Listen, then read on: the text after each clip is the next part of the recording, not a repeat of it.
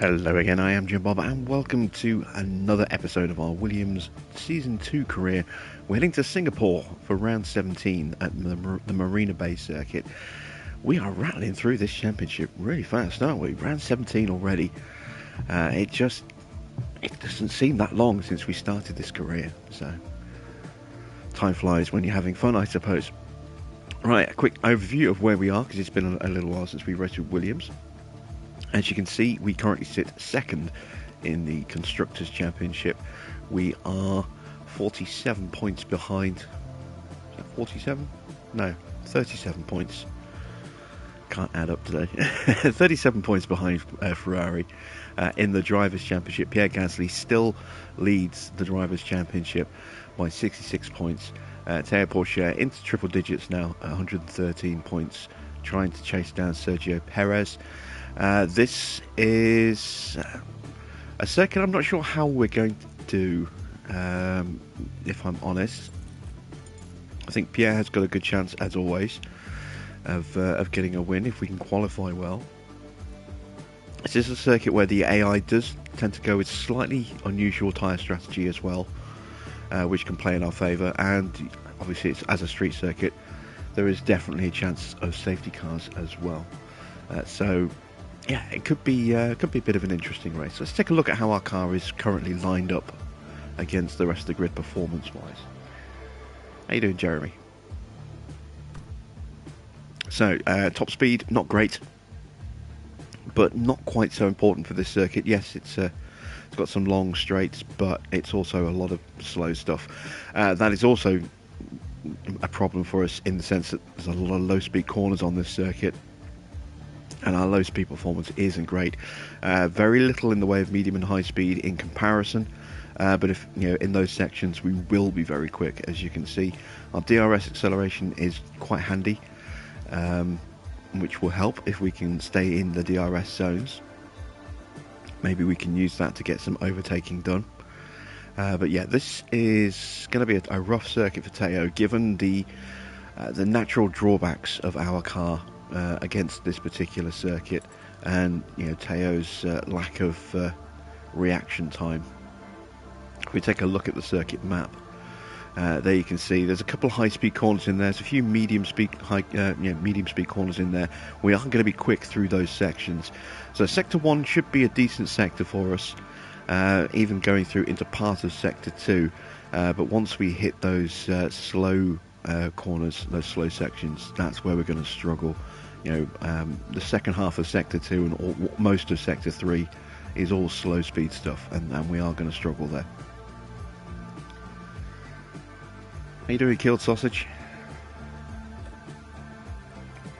Right, so in terms of setting our targets, the incentive is to get one car in Q2. That's going to be an absolute cakewalk. We're going to try and get 2 in the top 12. I'm not 100% convinced that Théo's going to be able to actually sneak into the top 10 here.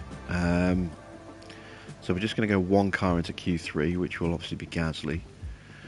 Finish position, one car in the top 12, that'll be easy enough. I am going to have a go at fastest lap. Quali position streak 2 in the top 14, that's already 1 of 3 done. In terms of finish position streak, I'm going to play a little bit safer. We're going to go 2 in the top 10 for the remainder of the season. Let's see how we're on race 17, so 17, 18, 19, 20, 21, 20, there's 6 races to go. So if we want to maximise our money, we don't want to go more than 3 races, so we can do another streak once these ones are done. Otherwise we'll just have no streak available in the final race as a guarantee. Right, let's have a look at our upgrade situation.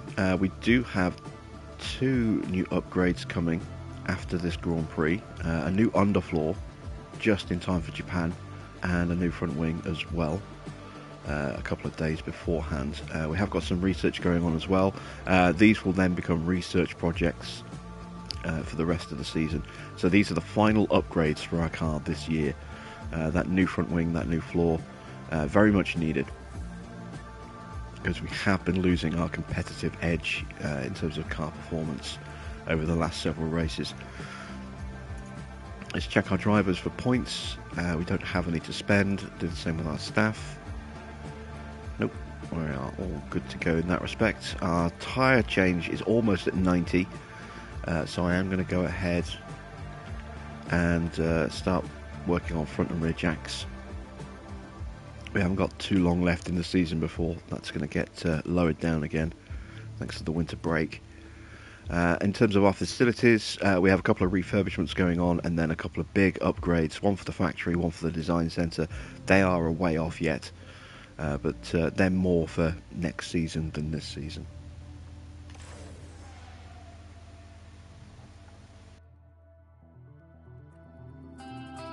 We're here at the Marina Bay Street Circuit and the Singapore Grand Prix is just about to start. The name Singapore means City of Lions, and this weekend Formula One will be roaring into action. The bumpy street surfaces here make this a challenging circuit for the drivers, and the humidity causes them to lose as much as 3 kilos over the course of a race. But it's also tough on the cars, with 23 corners to tackle each and every lap. Good low-speed downforce will make all the difference here. With the season nearly concluded, time is running out for the teams. Can anyone make a last-minute breakthrough? Can the leading drivers hold on? Only time will tell. Ladies and gentlemen, this is Formula One.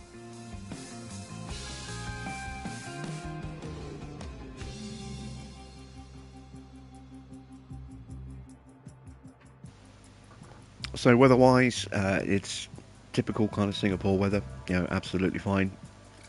Rain is quite rare at this circuit. Let's go in and start swapping out the good parts for the not so good parts. So we're going to go with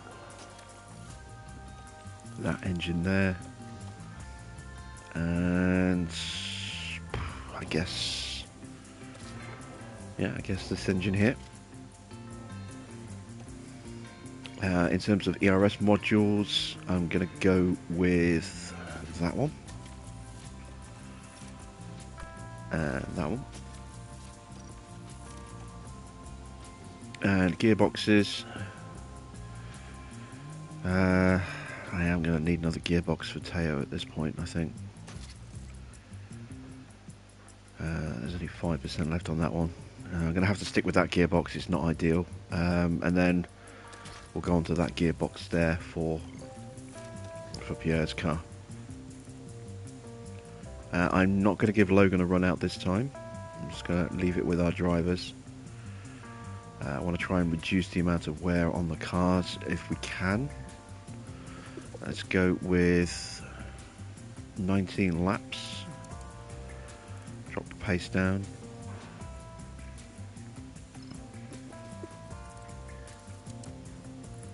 Might be a couple too many laps, but we'll see. And now we need to put our setups in. So starting with the first car, let's go with well, put the rear wing in first and see how much wiggle room I've got on the front. Let's go with a 7 on the front. I'll go with an 8.2 roll bar, a 2.8 and a 1.0. That's just outside of tolerances. Okay, let me try a 6.5, a 15.5, a 9.1, a 2.7 and a 0.75. Is that also just outside of tolerance? It looks like it is. Okay, let's try with 15 then. Let's give that a go.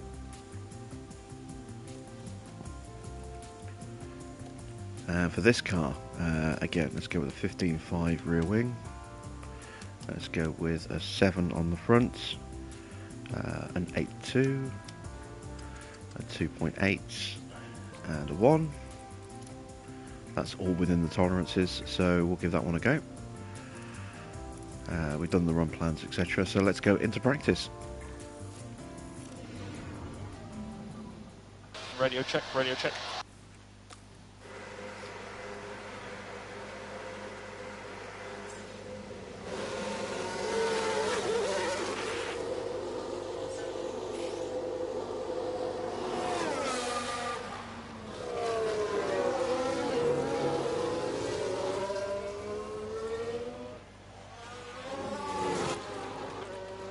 As always, we'll get our drivers to further protect the car by avoiding curbs and driving in clean air while they're doing practice.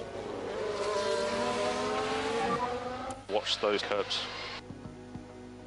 And we do have some official Williams news. It has been confirmed now Logan Sargent is going to be on the grid for 2023 in the second Williams car alongside Alex Albon. He did get his super license at the final F2 event in Abu Dhabi.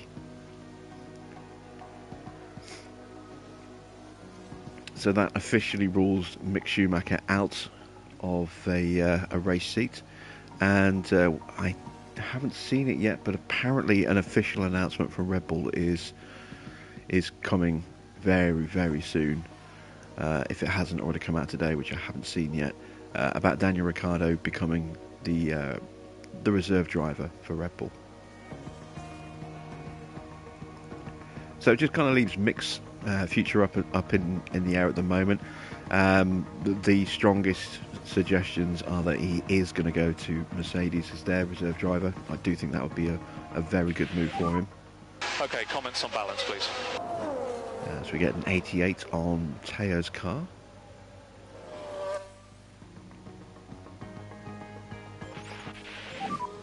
How is the balance, please? Ooh, just a 71 for Gasly. That's not so good. Bit of work to do on our setups.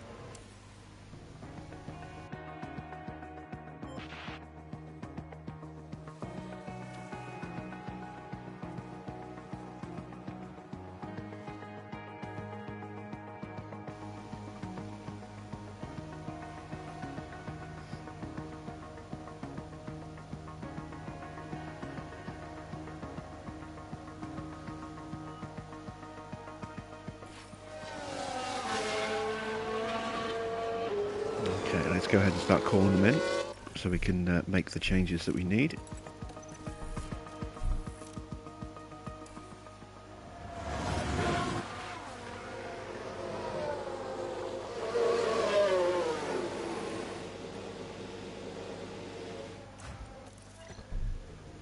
Right, what needs to change? The roll bar needs to change. The front wing needs to change. Everything else is a little bit off. Let's go with a 9-1.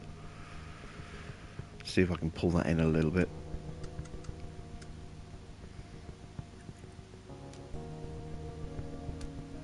Let's go with an 8, 15.5.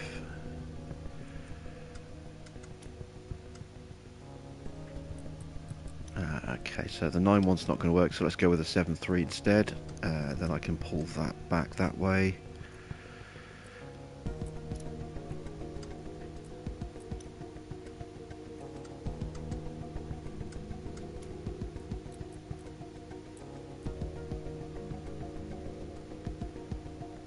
Okay, let me give that a go. Oh, no, that breaks the front. Okay, so we are going to have to try it that way instead. At least that gives me a little bit more wiggle room.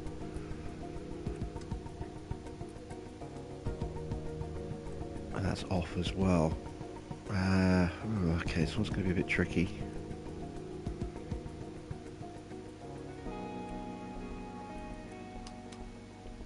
If I go to a 7... that's not enough to change the rear wing angle. I go to a 6.5.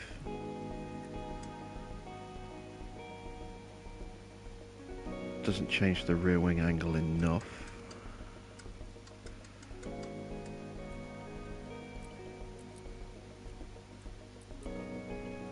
That's probably too big of a change on cornering.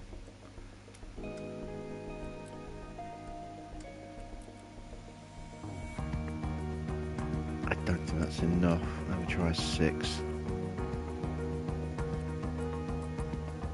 There we go. Let's give that a crack. See how that works.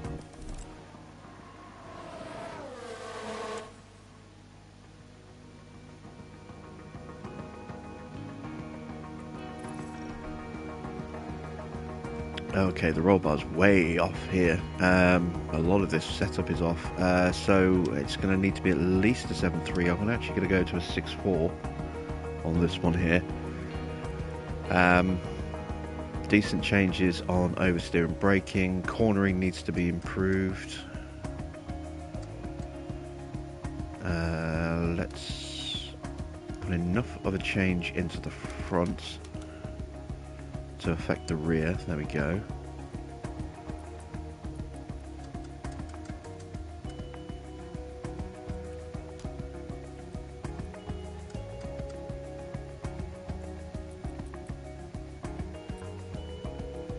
And let's try that, see how that shakes out. It's quite a break from the the starting setup there.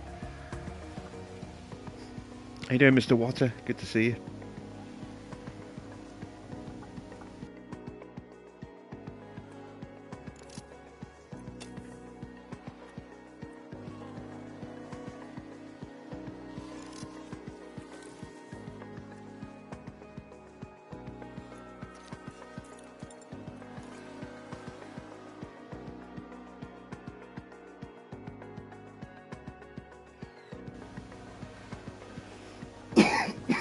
Oh dear, excuse me.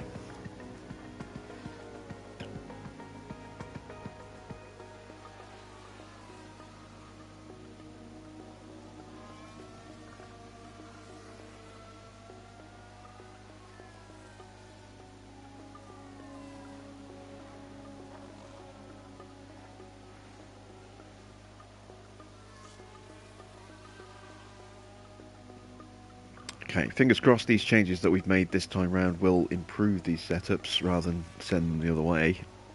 I mean, we can't go too much worse with Gasly, but you know, from a 70 start, it's not great.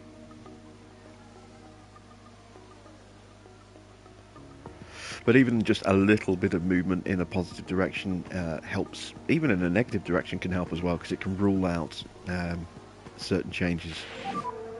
And we have actually gone backwards on Teo's car. Okay, so we know that we can reverse some of the changes that we made.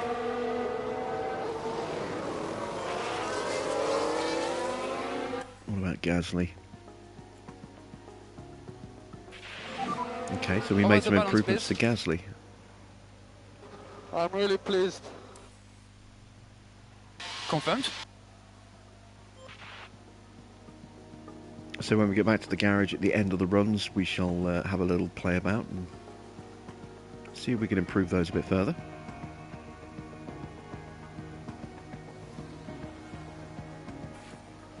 Oh, we've had a crash right at the end of the session. Who was it?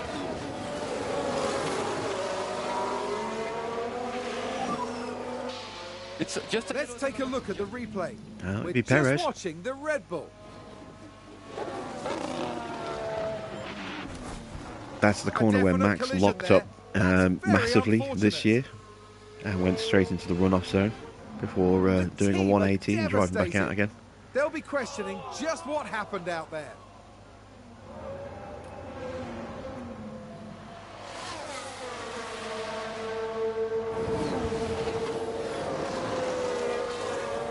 And there's that little bit of broken front wing still there on the side of the track.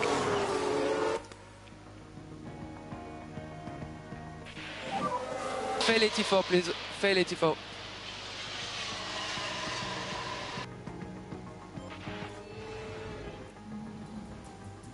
Okay, so let's see where we need to go with the setups. We went backwards on this one. Front wing is not good, so I'm going to go there, I think, with the front wing. We went the wrong way with our cornering as well. Let's see if we can correct that way. We're a little bit off on straights and traction.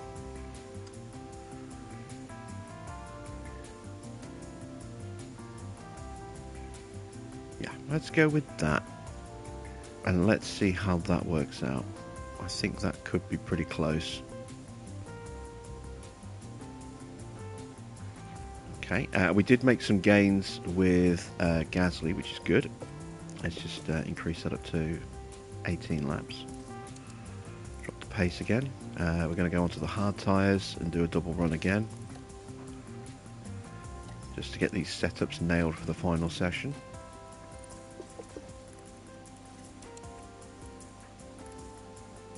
How you doing, Anthony? Good to see you. Okay, braking stability is not good. So, we need that to change quite massively. Which means it needs to go this way. It needs to be about there by the look of it.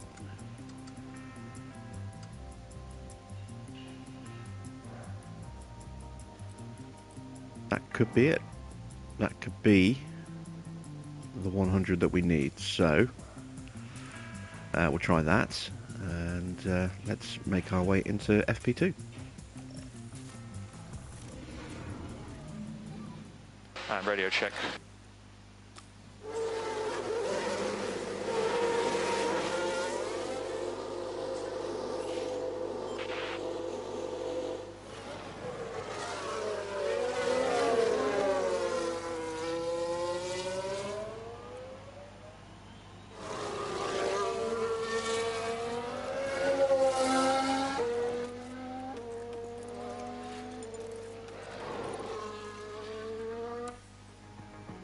So we do need that new gearbox at some point for Teo, because the 1.5 gearboxes that he's got left are not going to last the remaining 6 races, including this one.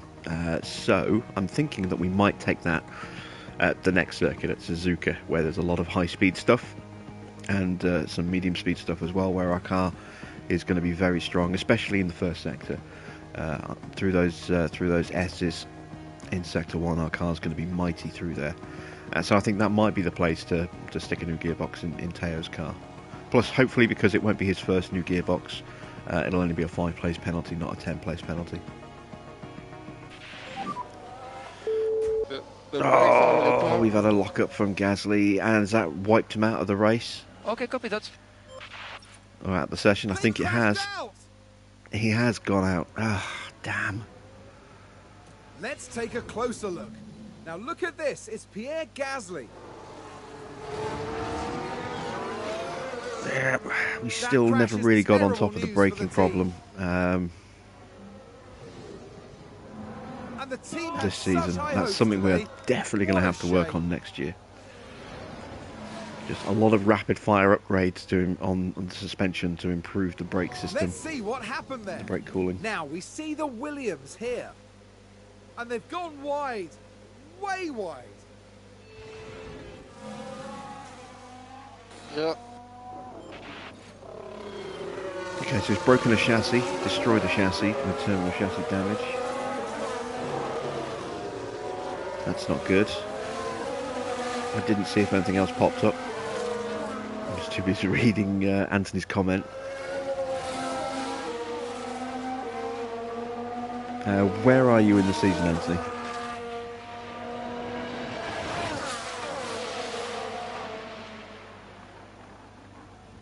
And what regulation changes do you have for next season?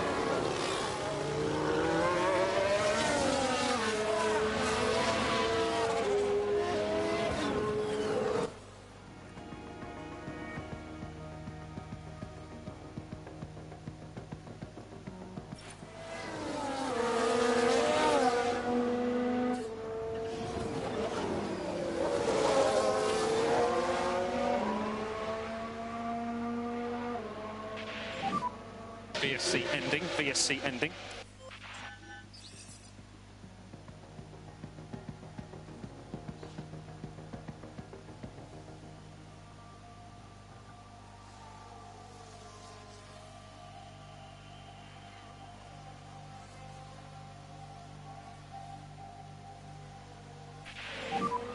Any comments on balance? Okay, we almost nailed it. We're at 97%. That should be just a little tweak to the toe, I think, to correct that.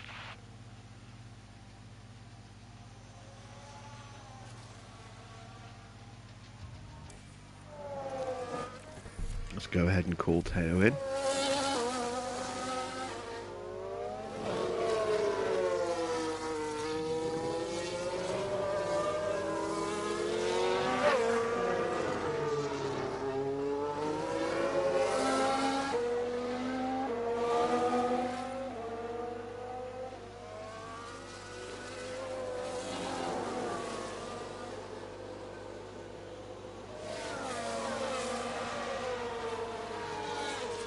long old trundle down to the opposite end of the pit lane.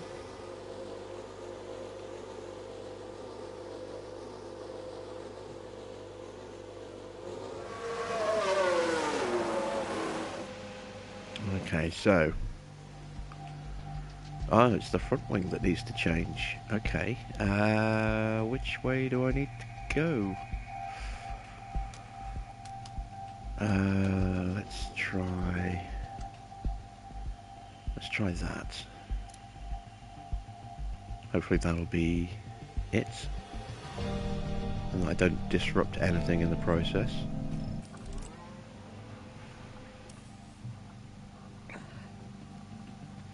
Bit of a shame that we lost Gasly so early in the session. But hopefully we can recover in the third session.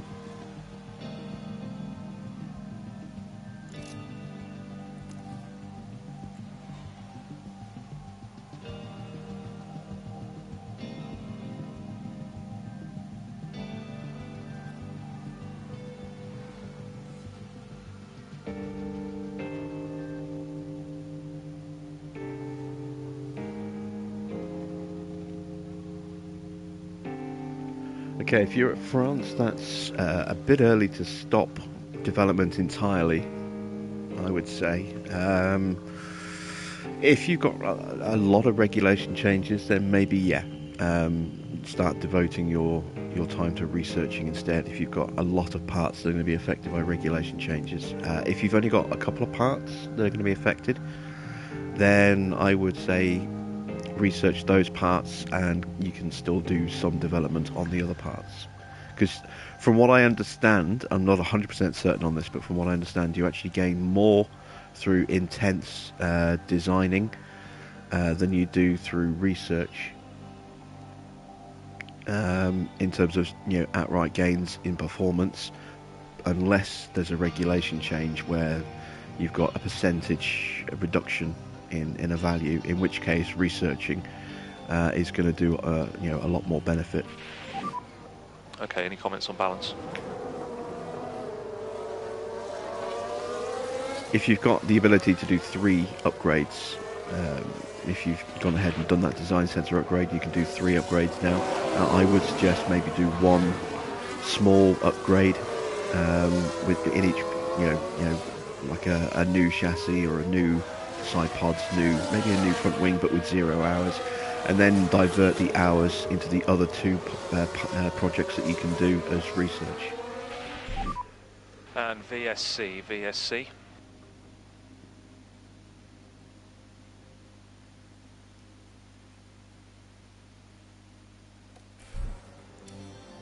Okay, Stroll has crashed out. Sounds like there's been a crash. Here's the Let's see, replay. did he crash at the same Now place let's we have a did? look. It's Oh no, Lance he's Stroll. crashed on the approach to the second DRS zone. Dear me, they won't have been expecting that. Straight into the Tech Pro barriers there. And that was a bitter blow for the team.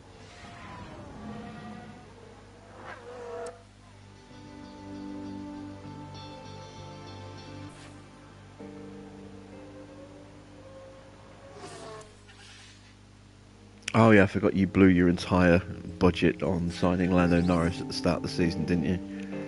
Yeah, pretty much the first thing I do with every career is immediately go and stick on that upgrade for the design centre before I do anything else. We'll get some comments when you're back in the garage and booked in. Oh, I never saw what our rating was for Teo. Where did he end up? 95%. Okay, so we went the wrong way. After a day of free Or we broke practice something in the yesterday, process. we wrap up with a third and final.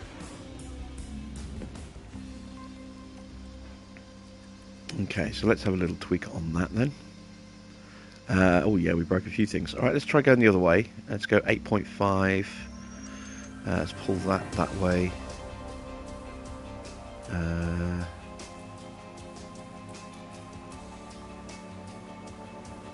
Yeah, I hope that'll be okay. We're going to go with 22 laps. 20 laps will be enough. And we can always pull him in a little bit early if we need to, but that'll be enough to get him his feedback, and if it's good, his track acclimatization at full and run for the full 30 minutes that's required for the points. As for Gasly, he's got to run the whole session. Did we get any feedback at all? We got some, but not where we needed it. I'm going to just have to hope that is the right setup, and we're going to have to run him for the whole session.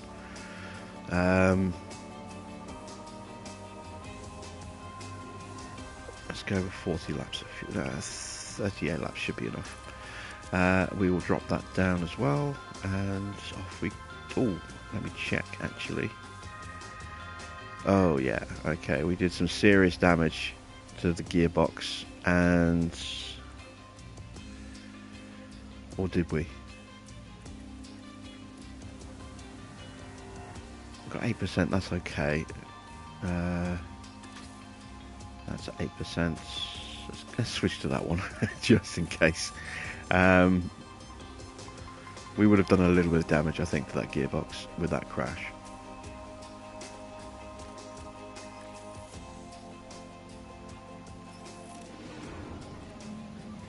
Okay, radio check.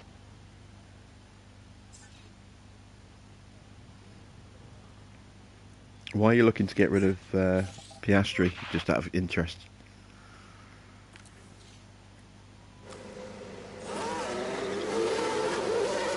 I mean, if you're looking for someone who's got pure pace, don't go for Ocon, go for Gasly.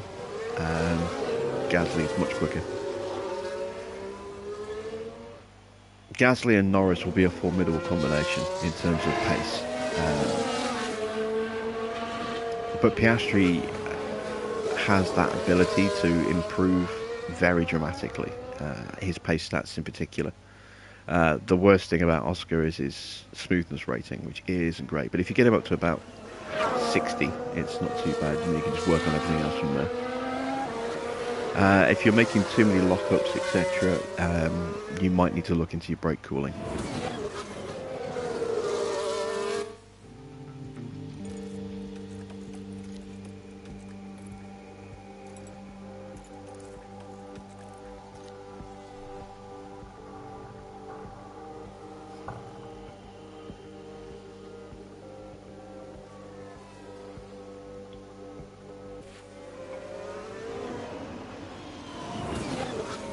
Okay, someone's crashed, and thankfully it's not Gasly. VSC, VS. It's just a yellow at the moment. Oh, just Yuki's a yellow. out. Keep the head down. So Yuki has done a Yuki. Let's have a look. Now let's look at this. The focus on Sonoda. Actually, looking at that, Ooh, a Yuki has done a nasty stroll. crash That's what Lance did in the last session.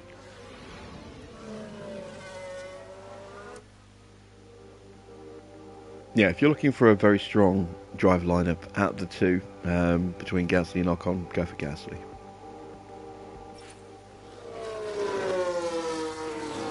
He might end up being slightly quicker than Lando, How is the balance, please? depending on how you've been improving Lando. Very, very nice job. 96%. Okay, that's pretty close.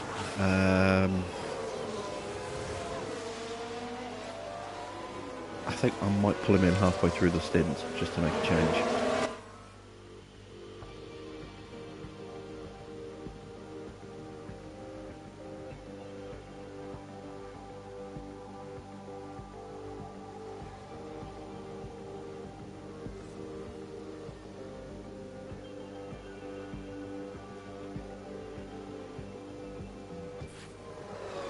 Oh, another crash.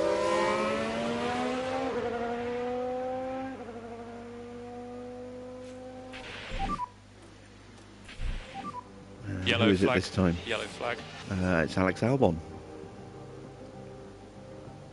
We've had a crash. Let's take a look at the replay. Now watch this. Here's the moments involving Albon. Oh, he's gone off at the same corner. Thank goodness nobody else was involved. That was a big crash.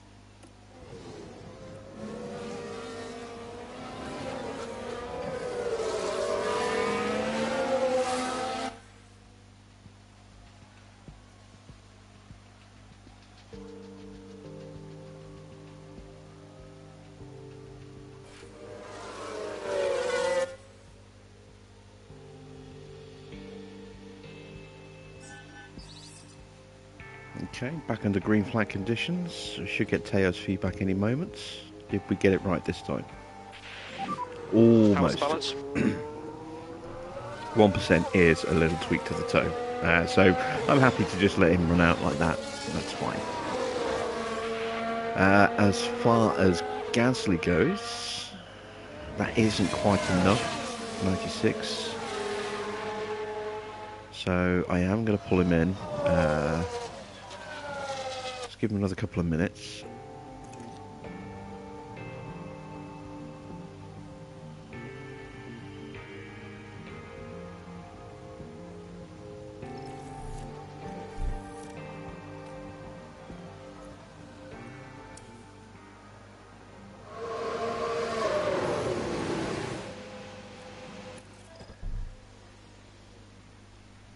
Okay, so I'm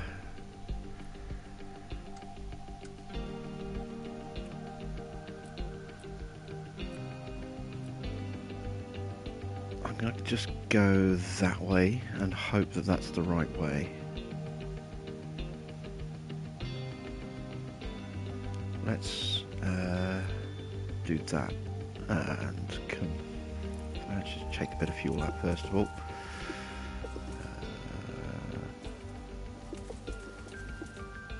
There we go.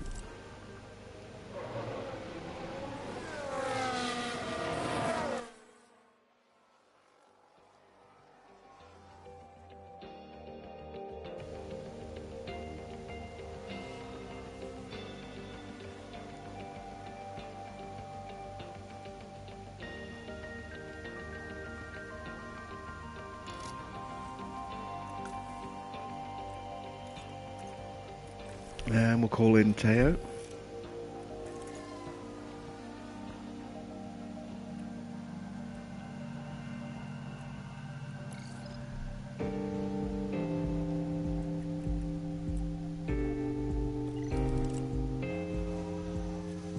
We're still a little off on track, on car part knowledge. I'm going to go ahead and send Teo back out again just to try and boost that up a little bit more, in case Gasly doesn't get his 100%, which he's not going to. Looking at that, we have had another crash. Who's that now? I think that was a crash. Perez has Take crashed a look again. now. So let's look at this. There's Sergio Perez. Oh, he loses it coming under the bridge.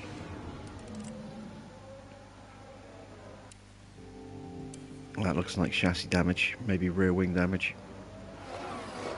Probably suspension damage, if not chassis.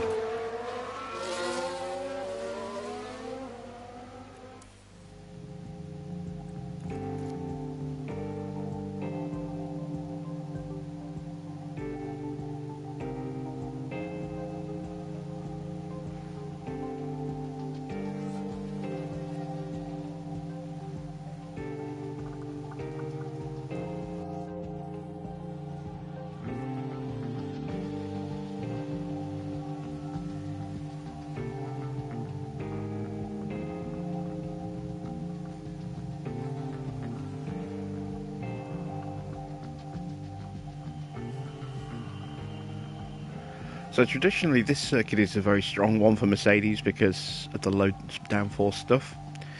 They generally tend to go very well here, but that's assuming that they have Jared Murphy as their head of aero, and I don't think they do anymore. I think he's at Ferrari. Fantastic. Oh, look at that, beautiful, 100% for Pierre. I think when we signed Tondi, Ferrari signed Jared Murphy. So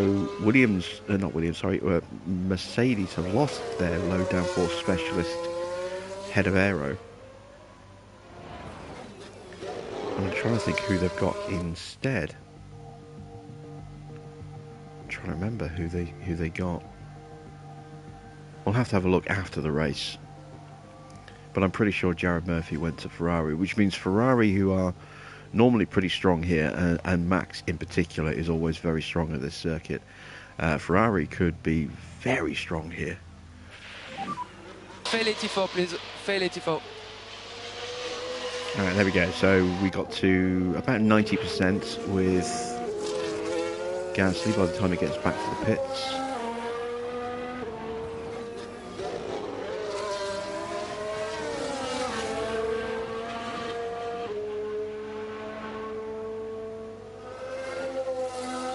Finishes the lap that he's on. So yeah, he'll be at just over 90% when he gets back. That's okay. Just need to see whether or not we get that extra little bit of feedback from Teo.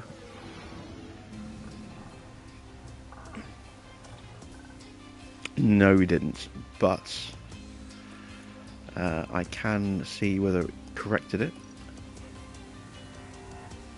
I think that's good. So that looks like a 100% to me as well.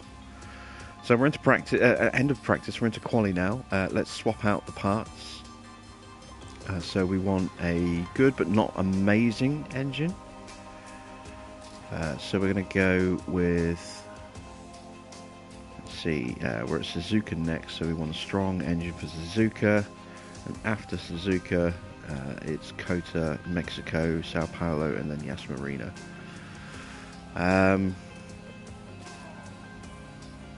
That's my Suzuka engine right there. So, what's that one? That's 72. Given that this is a circuit where we do have a weakness, we can go one of two ways. We can either go with a weaker engine and take the penalty here and just write off this race for Teo, in the hopes that he'll be more competitive next time out and save the better engines for the remaining races, or we can try and counteract the poor, the lower performance expectation for Teo with a stronger engine, no penalty. Let's see if we can boost him at the grid that way. I'm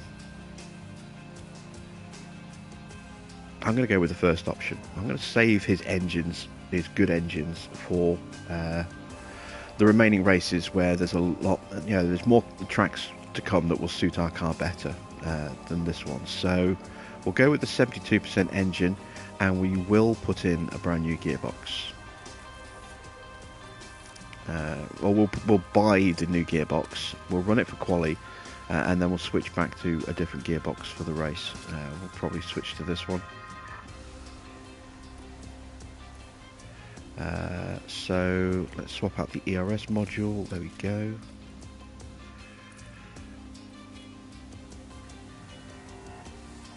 As for Pierre is in the title fight, but an 85% engine is absolutely fine for this circuit. That'll be more than enough. We'll go with that ERS module and that gearbox. There we go. So, cars are set, drivers are ready, let's head into qualifying.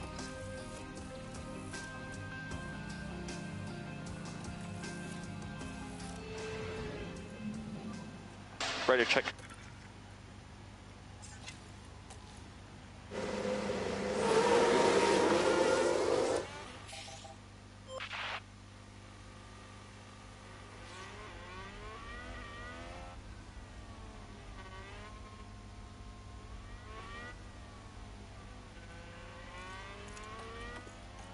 Let's see if we can keep Teo right behind Gasly here. Maybe that'll give him a little bit of a slipstream on these straights.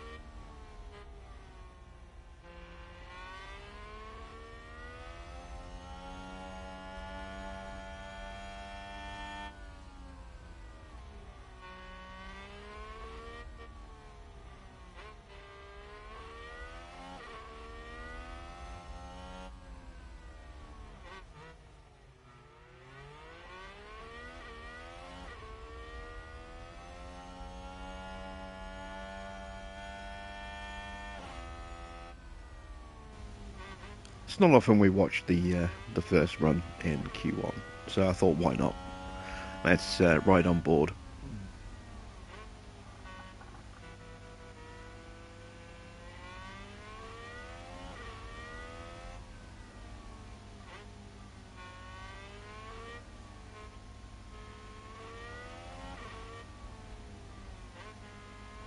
And it is quite a pretty circuit to in terms of the lighting and the scenery around the Grand Prix. It's quite a nice circuit to ride inside the car on. See the skyline in the background.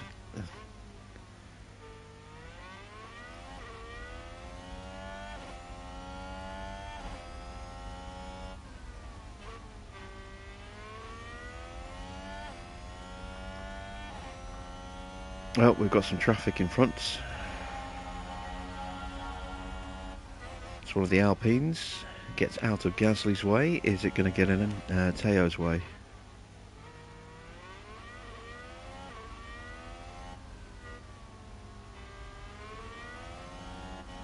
A little bit, yeah. It should still be enough for him to get through Q1 though.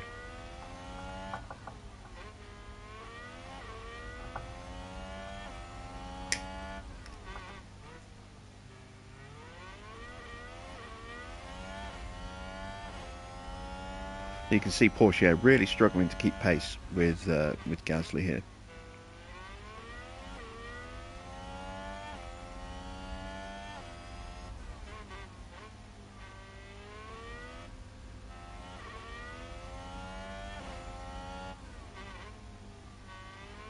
This is going to be a rough race for him. But as long as we can get him into the top 10, I'll be happy with that.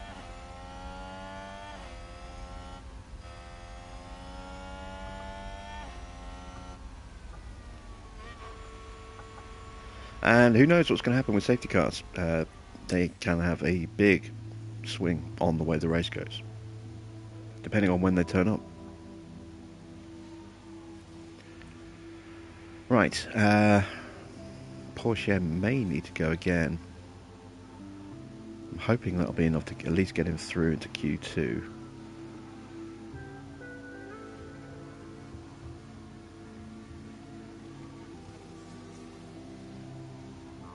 Trying to see whether any of these guys are going to massively improve. Vettel's going to improve.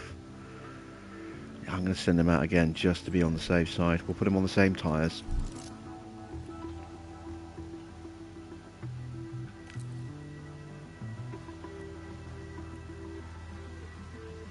Oh damn, he's out behind Mick. That's the worst car to get stuck behind. But he is improving. Well, he was. He's out. Yeah, he got stuck right behind Schumacher and couldn't get past him. Ah, damn it. We should have been a bit more careful when we sent him out. We got him stuck behind a slow back marker and we just couldn't get past. So, a disastrous start. He's going to be starting effectively from the back of the grid because of his penalty. Who else has penalties? Ricciardo has a penalty. Albon, Zhou, S02, they all have penalties as well. So maybe not the very back of the grid. Maybe we'll be starting in P18.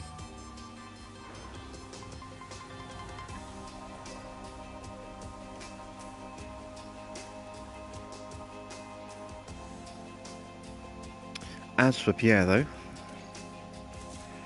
we push on.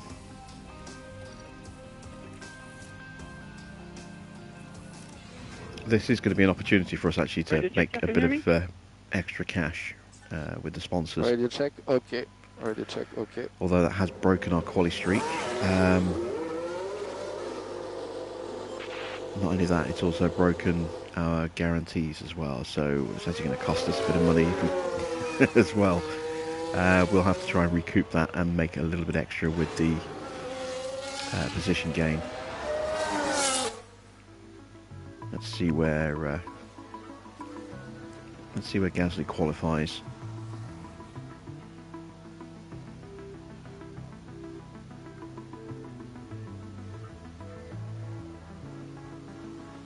Oof. Wow, that is a long way off. That is a long way off. I know we got held up a little bit, but I didn't think we were going to be that far off the pace. 1.5 seconds, that's insane.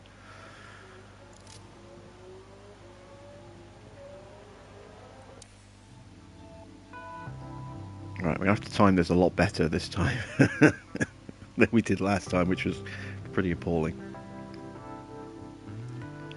Definitely time to find. It's just a question of finding it.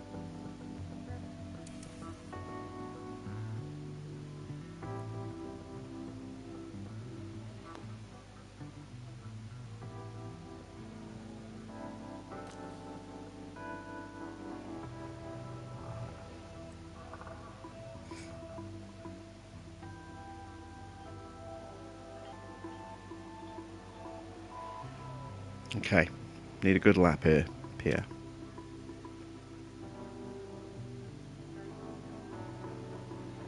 Those upgrades can't come soon enough. How you doing, trucker?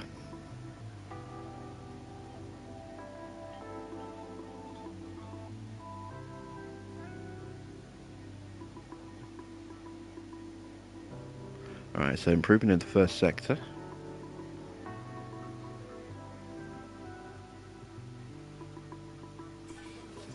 Improvement in the middle sector. Nothing purple, but then I didn't expect to get purples. It's all down to this awkward final sector where our car's at its weakest.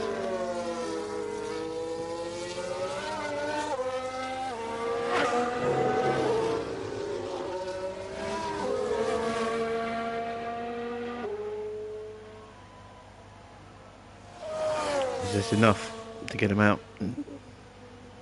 It is, comfortably. There we go, that's a bit more like it. Half a second. So we gained a second. That's how much we lost through traffic when we made our first run. Okay.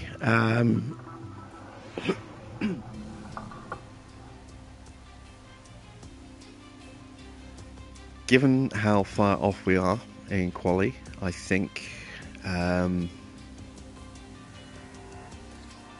we're probably looking at a fight for the podium, but maybe not the win. Depends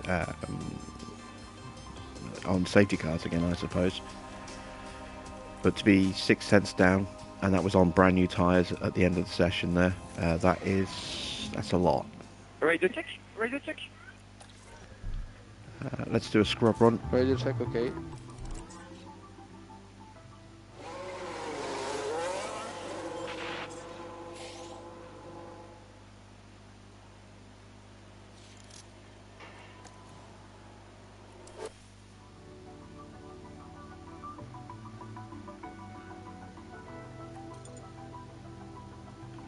Okay, I'm going out behind Ocon, who is a slower car. That's not ideal. Well, actually, he's not that much slower, so it's not going to be like where we got stuck behind Mick with Teo, which got him eliminated. We might actually get a little bit of benefit from this. Might get a slipstream.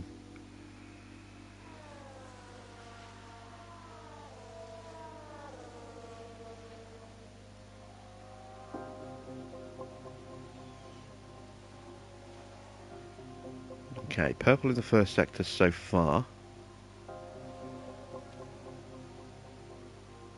Purple in the middle sector. So we're faster than Perez.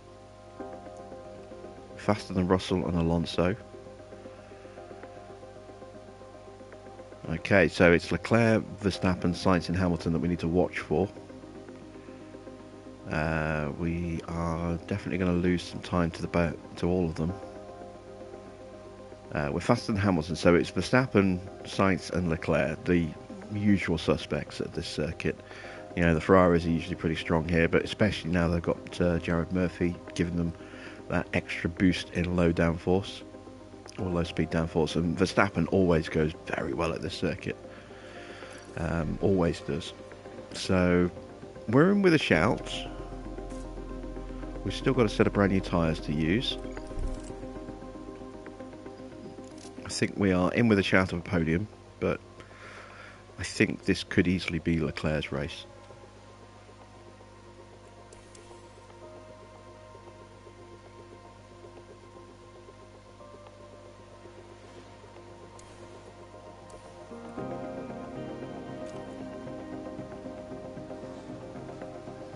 Okay, so can we make it up into third with these brand new tyres? What's everyone else doing? Everyone else is on used softs, so we might not see any real improvement from the rest of the field, but we should improve a little bit. Is that little bit going to be enough though?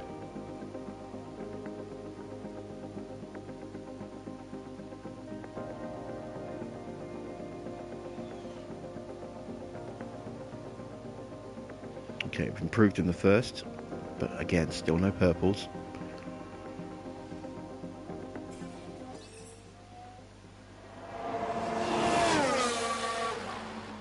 Didn't improve in the middle sector.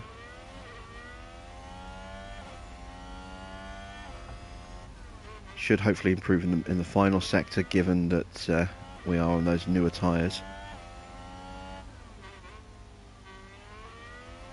But I don't think we're going to improve our position. I think we're going to stay fourth.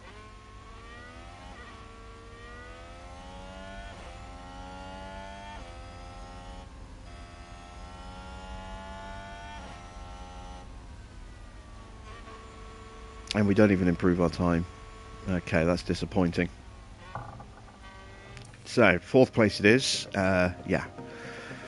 We're on for a podium, I think, but I think the wind's going to be just a little bit beyond us. I think Charles is going to have a little bit too much pace for us to deal with. The time has come for these drivers to fight it out wheel to wheel. Race day has arrived. Qualifying went well for Williams, as attested by their strong position on the grid. Now it's all about finding that edge for the race itself. These past few days, Ferrari have been absolutely thrilling their fans. Now let's see if they can make the Tifosi proud by capitalizing on that grid position. The weather is very overcast here, and teams are staring at the sky watching for the first sign of rain. Strategies might have to be quite flexible going into today's race. Well, we've got some fascinating strategies that are sure to be applied today. But for now, all eyes shift to the starting line of the Singapore Grand Prix.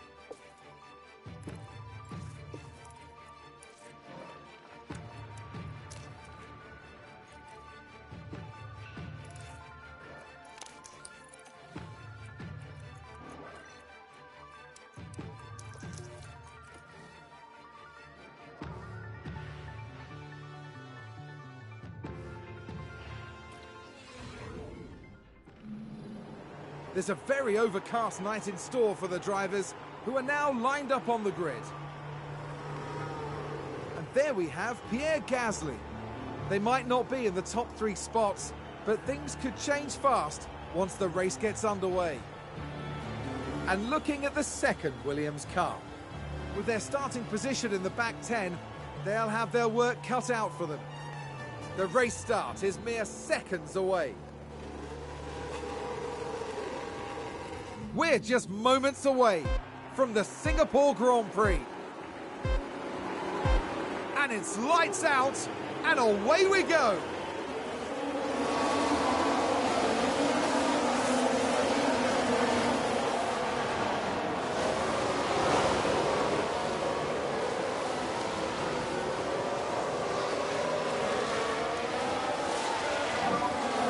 Good job, Pierre. Nicely done. And a new position just gained by Williams. Let's take a closer look. Now we see the Williams here.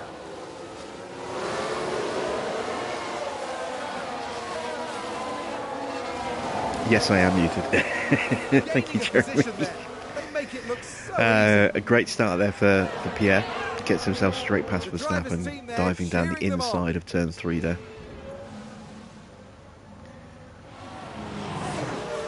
And he's now all over the back of sights. We're only going to push like this for a lap or so. What about Teo? He has gained and lost at the same time.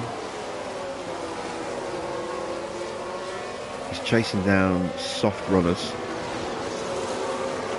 as well as a couple of medium cars. Can he go around the outside? Oh, what a move. That's a great around the outside overtake there, going through the old Singapore sling chicane, which was just the worst thing ever on the Grand Prix track. Oh, we've got a crash. And there's an overtake from Williams. Vettel in the barrier.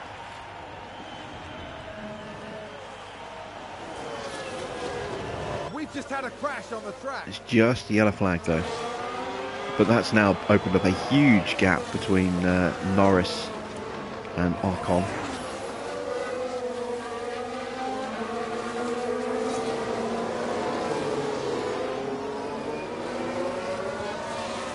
So we need to try and get Porsche past Norris ASAP.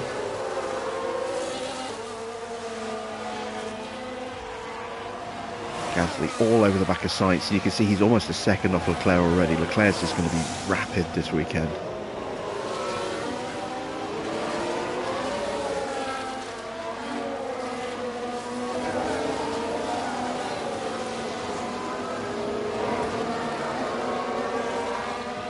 Salza Madoni, can he go around the outside? Get him under braking. Side by side still. Gets the power down with the ERS, and there we go. Very good job, Pierre. Good stuff. So we'll drop the pace down, we'll drop the tyres down, and we'll just switch into full deploy. Okay. Porsche still not through yet. We're going to go into full deploy.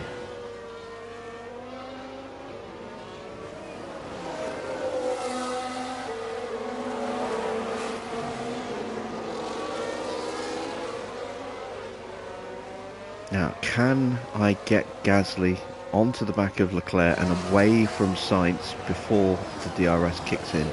It's close. I think we might just be able to do it. Porsche moves up. Good job.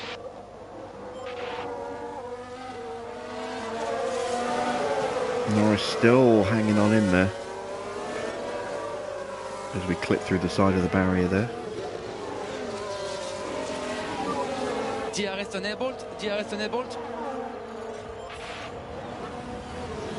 Okay, we've got the fastest lap so far. We've almost managed to drop Sainz. Can we get the launch we need out this corner? I think we just did. I think we just dropped Sainz.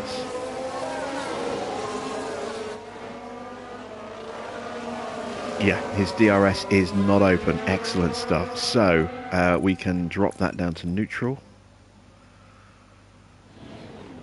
And hopefully we can stay with Charles Leclerc now. Porsche is going to have to start slowing everything down. Lift and coast required. There we go. So we do need to get a bit more battery into Charles' car. Sorry, into Pierre's car now. But I want to run like this. Let's not use battery on this exit here. I don't want to give Sainz the opportunity to close back in. Charge on. Charge on. Okay. So I'm quite content to just sit behind Leclerc for a few laps, get our battery recharged,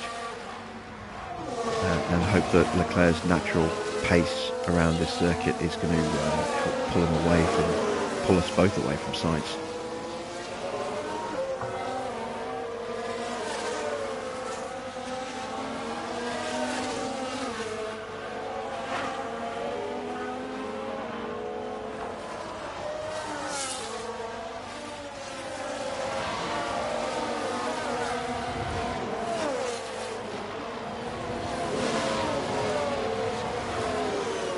Porsche is losing ground to Ocon, who is behind Perez. We are on a tyre compound difference now. We're the first of the medium runners there, so I'm not expecting us to make any gains in that respect.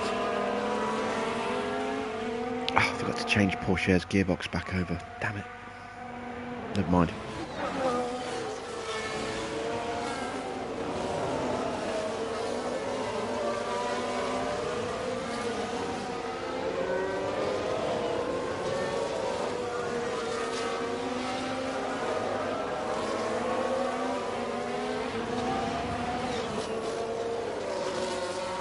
I'm also hoping that just running in the slipstream of Leclerc like this does mean that we will help increase how much fuel we can save by constantly getting the DRS.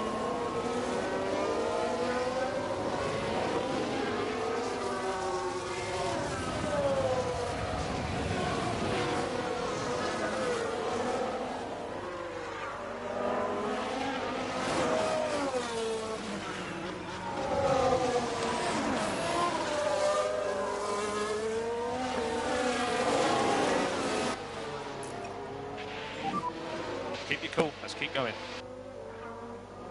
Okay, Verstappen trying to fight his way past Sainz. Okay. Is he going to start trying to hunt us down? Great overtake.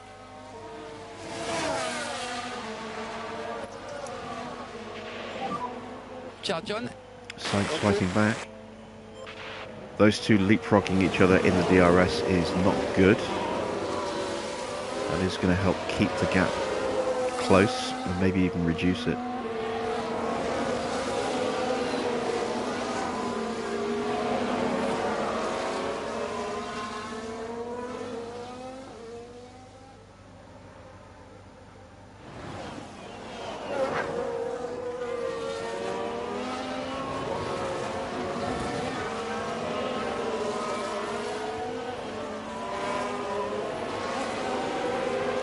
Norris has got back past ahead of Porsche. That's okay. Let's go recharge. Might be the better thing, actually. We'll see what Norris's pace is like if that gap to Perez keeps increasing. Norris is on the soft tyres, so that may be more beneficial for him to be in front.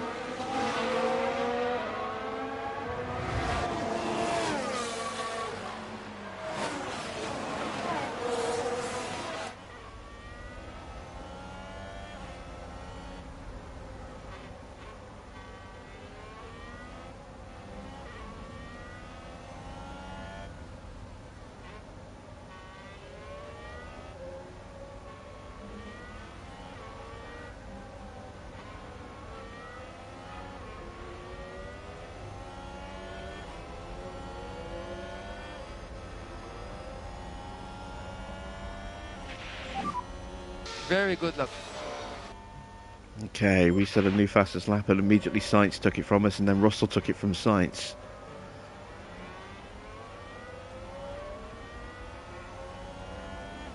Gap to Norris from Ocon is 5.8 seconds.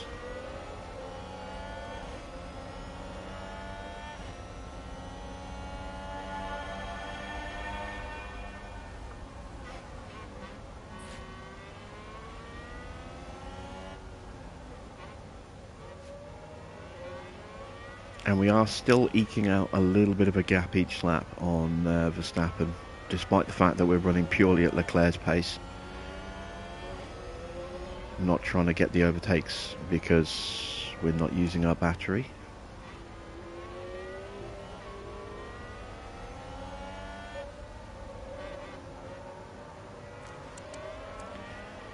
So looking at that, yeah, Norris is still dropping time to Ocon and Perez.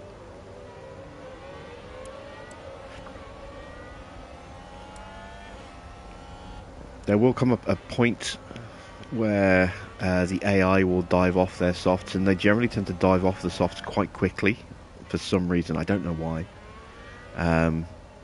But you can run the softs for around 30 laps, and the AI always seems to get off them after about 15.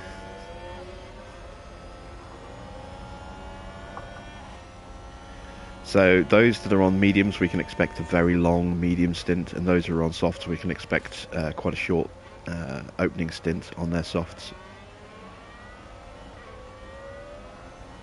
Ricardo has now got through because we are still charging Porsche. That's not great, but we have retaken that position. Good job, keep it up.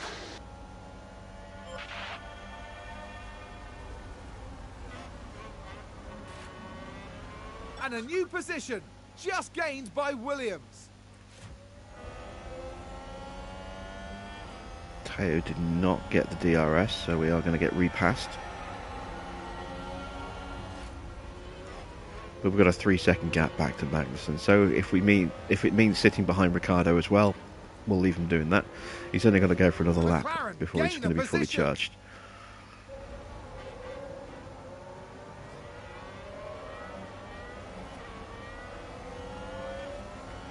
Getting close to being able to switch off charge mode for Pierre. Just in a few more corners.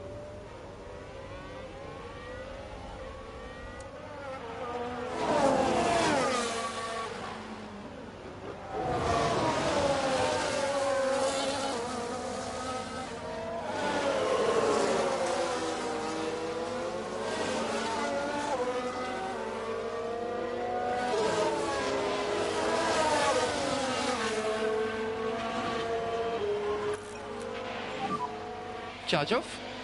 Let's try and save a little bit of fuel now. We need a little bit more lift off if you can, please. We need a little bit more. Okay.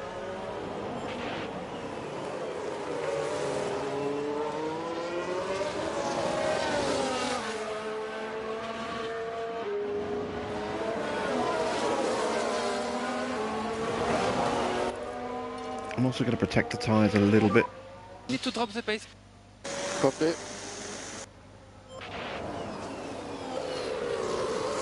I'm very content to just sit behind Leclerc until he pits.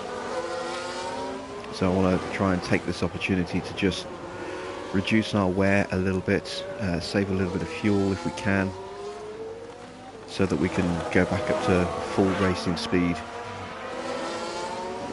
when Leclerc switches over to mediums, and maybe use the softs to our advantage.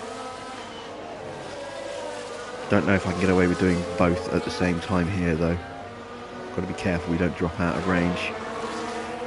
Porsche is now pretty much fully charged. He's dropped off the back of two McLarens, which is not great. I wasn't paying attention there. I was too busy focusing on Gasly, who is not going to have enough pace to stay with Leclerc if I keep doing that. Copy.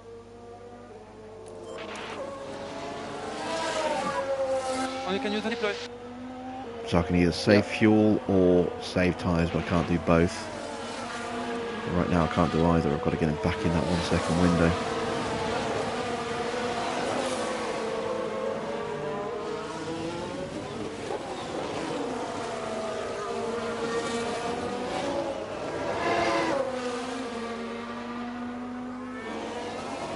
Don't know if we got inside or not. No, we didn't. So no DRS yet. That's a pain.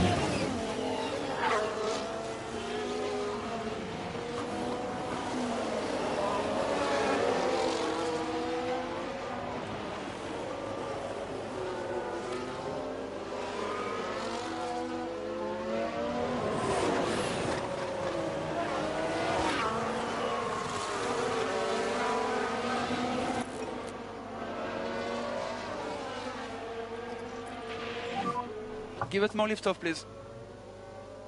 Yeah. Okay, there we go.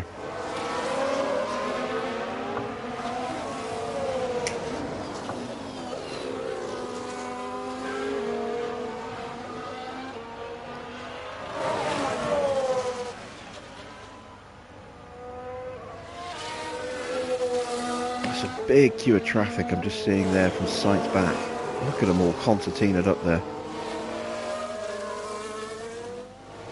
Sainz, Verstappen, Bottas, Hamilton, Alonso, Russell, Ocon and Perez a little bit further back, but yeah, it's a real little concertina there, third down to eighth, all within half a second That of was a each very other. good lap.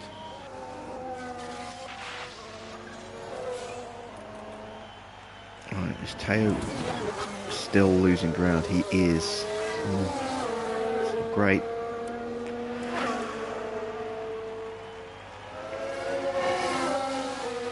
Norris and Ricciardo are on new softs as well, so they're going to be on those tyres a little bit longer than the rest of the field.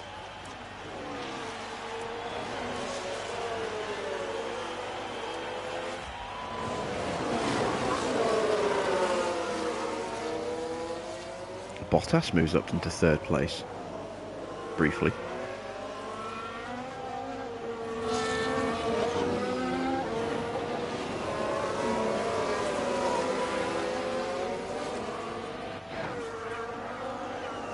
I'm going to focus in on this little group for a moment.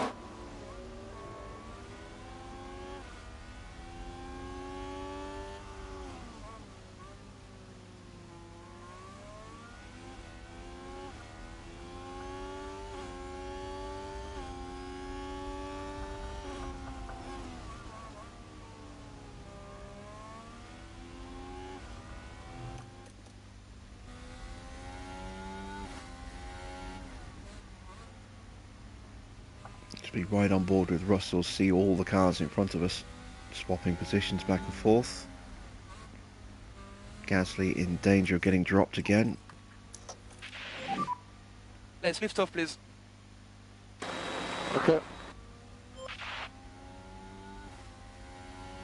And we're coming up to lap Vettel already, after he put his car in the barrier on the opening lap.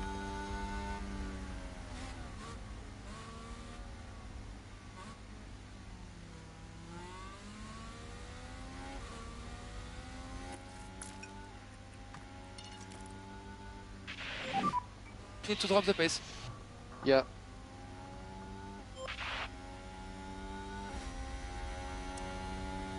Russell just staying in the DRS there, but he's in danger of getting dropped.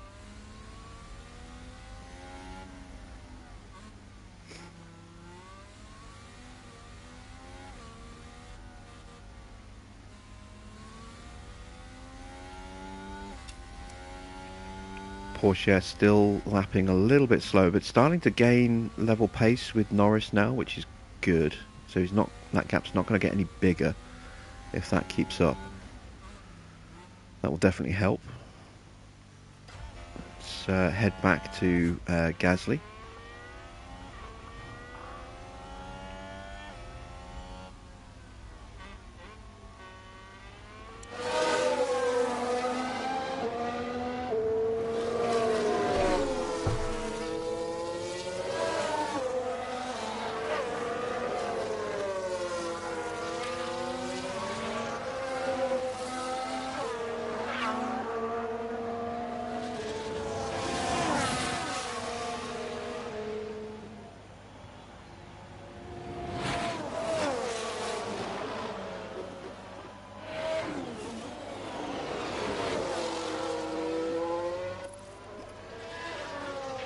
Let's micromanage this a little bit better. Let's run the fuel lower when we're in the DRS areas, in the fast areas.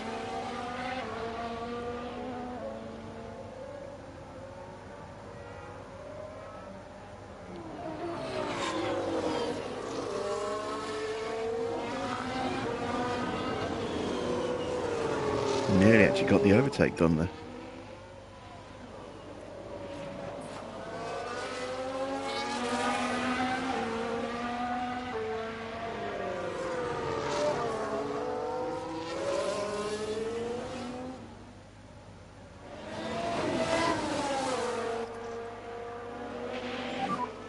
Give us a bit more lift off, please. Copy.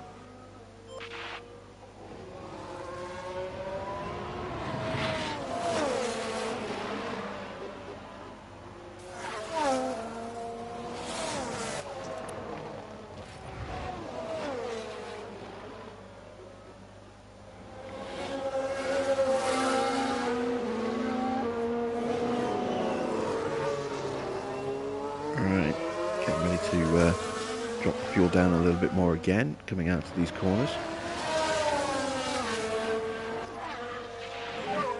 Keep up the lift off. You're doing a very good job. Okay.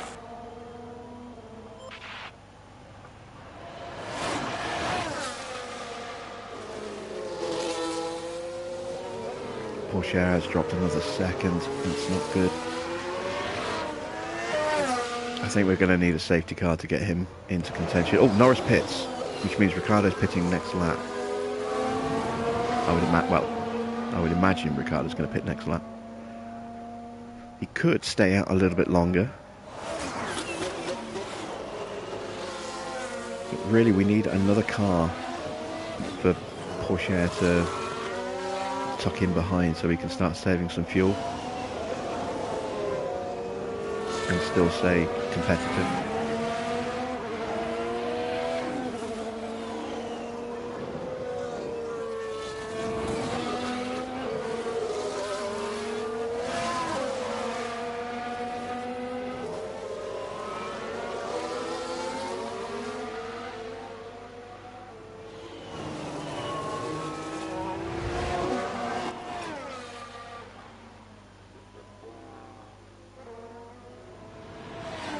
And that is Vettel just in front of us. I'm assuming he's on hard tyres. Yes, he is. And so's Norris. Ooh, interesting. Norris has gone hards. I mean, the tyre deg is negligible on this circuit. As we drop out of DRS range again. Okay, we need some deploy. Yeah. Got to be careful now because Leclerc is close to getting DRS off the back of Verstappen, of Vettel, so we'll have to basically stay like this for a couple of laps, I think. No saving.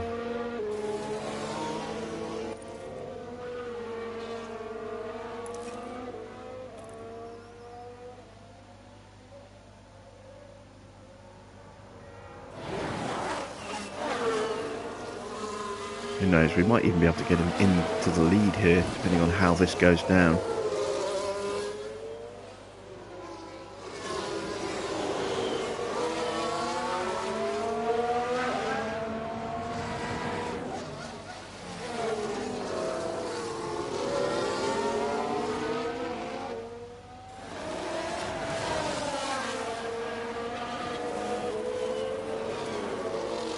Porsche is still losing time.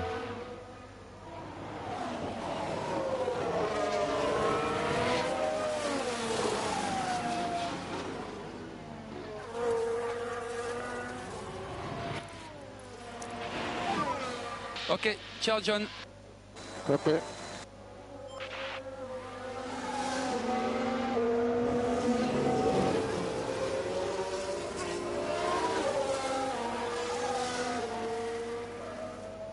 .43.9 versus a 43.3. Yeah, it's not great. The sooner we can get him onto the softs, the better. It's still way too early though. Very good luck. Oh, and there we go. This could help. These guys might come out in front or around Porsche, which give them the opportunity to tuck in. On the Hamilton has pitted.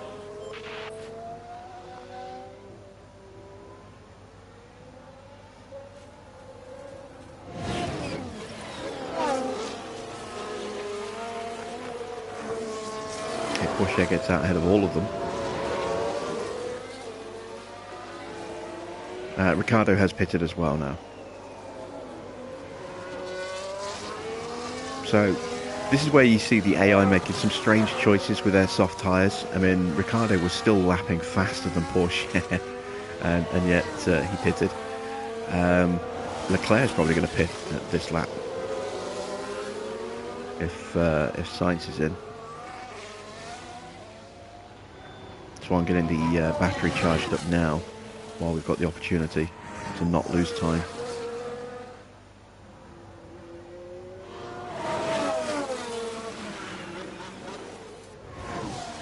So we're 3.5 seconds ahead of Sainz with Porsche. Long way off the back of Perez though, who I would imagine will also be pitting this lap.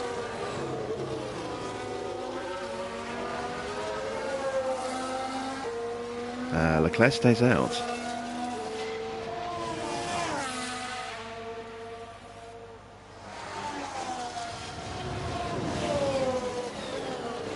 Alonso pits.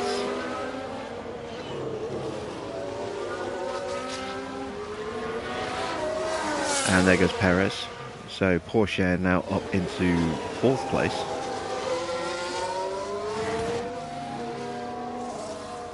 Obviously still has that stop to make. He's a long way back off the lead. Half a minute off the back of Leclerc.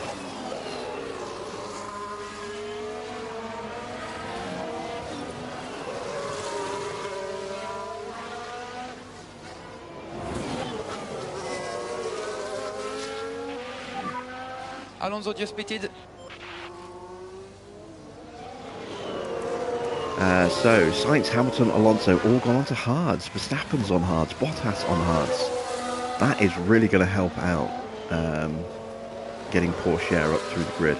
He should have a tyre advantage over some of these guys for a little while with those mediums, and will certainly have a tyre advantage with the softs when he does make his stop.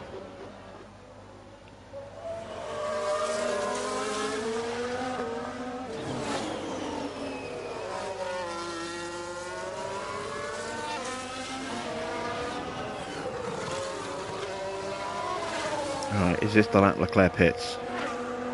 It is. He dives into the pit lane. We've been unleashed.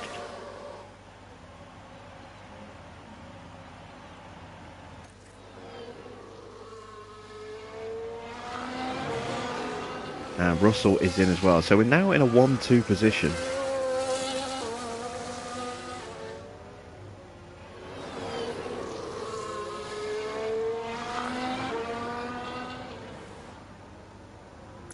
And this is where Porsche being so far behind is actually going to pay off dividends for Gasly, because he's going to be a roadblock if they do end up catching up. And they are catching, but very slowly.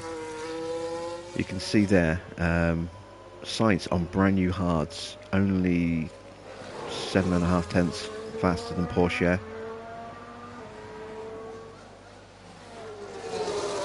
If we look at our lap times, you can see further down the grid, we are lapping faster than the McLarens now. So we've already cleared those. We're lapping faster than Mick, Ocon, Tsunoda, Bottas, Vettel, Verstappen, Stroll. There's a few cars that we are still lapping faster than on these mediums against the hards. So this is a chance for Porsche to actually gain some ground on the cars that he was trailing. And then obviously when we put those softs on, he's going to be a considerable amount quicker until they start to drop off. The fuel is a problem though. He is still very heavy with fuel. We do really need a safety car, I think. I probably shouldn't have taken any fuel out of the car.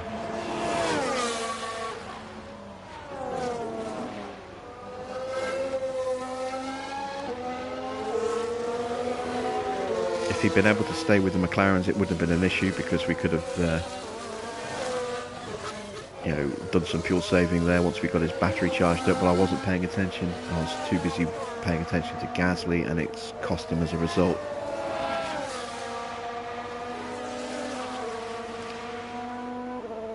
Porsche does a 43.7 on this lap, so half a second slower than Sainz. Gasly currently lapping faster than anybody on track.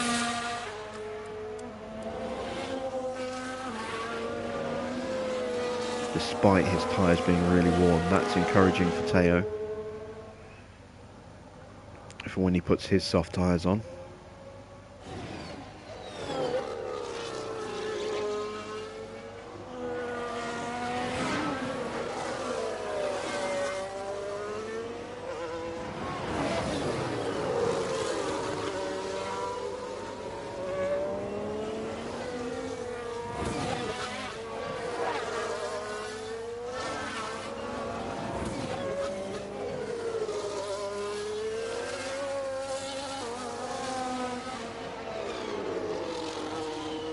Right, are we lapping faster than Leclerc? Let's wait and see what time he does across the line.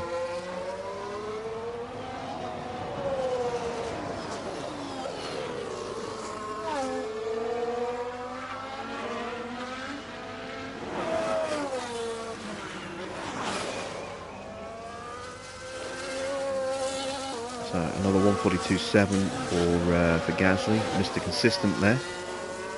Leclerc coming around the final corners now. 42.0, so he is faster. That is not great. But it's still too early to pit to get the best out of those mediums.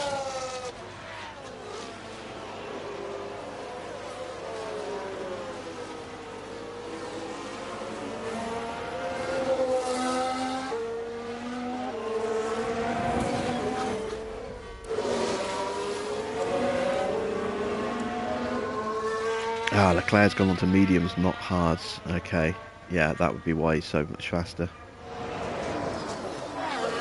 Okay, well, we just basically need to try and extend the softs as long as we can without losing too much ground, so that we'll have a grip advantage over Leclerc with a chance to maybe hunt him down. But as we've seen, you know, Leclerc is fast, and if we drop out of his DRS, you know, I mean, I suppose we probably should try and cover him off.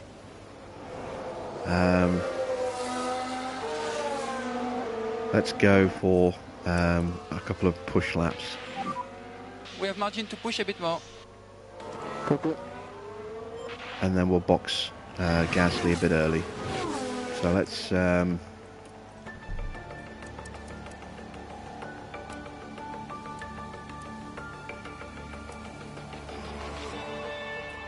try and box on lap 25.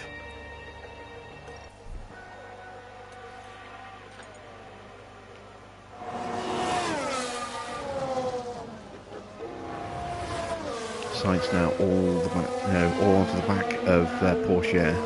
He is going to get the DRS. Now this is a good thing. Russell, Alonso, Hamilton, etc. haven't come with Sainz. Verstappen stuck behind Magnussen. He definitely lost out in the pit stops. So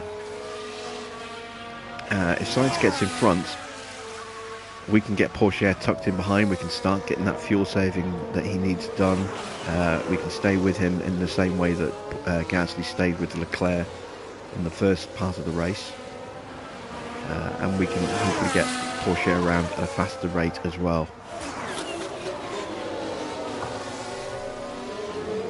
So here comes the overtake, I hope.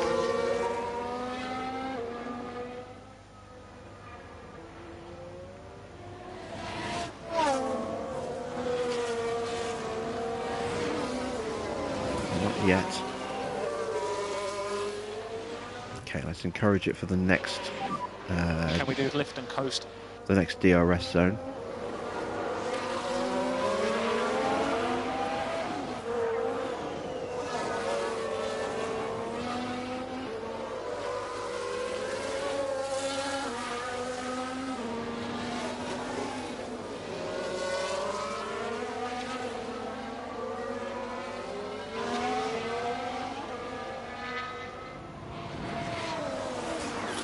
Perfect, there we go. So now we just need to stay close to Sainz.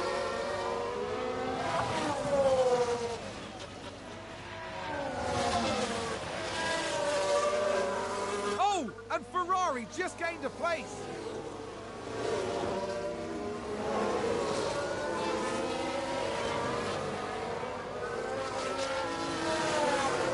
Oh man, look how much time we've lost. I think we just stayed in DRS there. Yeah, we did. So we're going to have to micromanage Pourchaire's fuel saving, because I think if we leave him on, he's just going to drop out of range really quickly. We still lost time to Leclerc, but only 0.3 of a second that lap, so that's not too bad.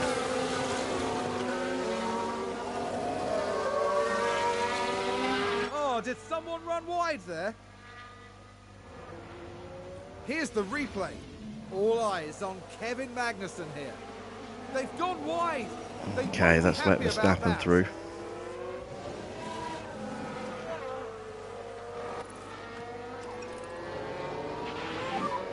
No lift and coast required from our side at the moment.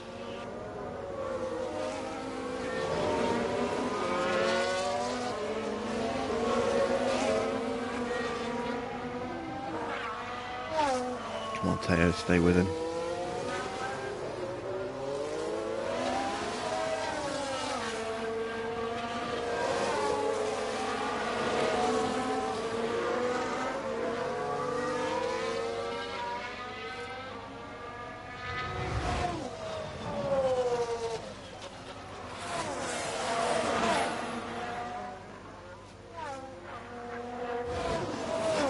We are still losing time to Leclerc, so I'm going to go ahead and I'm actually going to box Gasly this lap. Box. It's earlier than I wanted to pit him, but I want to cover off Leclerc and make sure that we have a chance of getting back into his DRS. Then we can protect the tyres, just sit behind him and wait for our opportunity to strike. Pourchaire dropped out of DRS.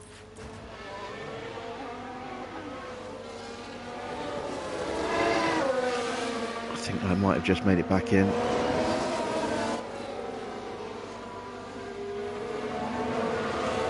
No, I didn't. Okay. Have to use some battery to stay within this lap.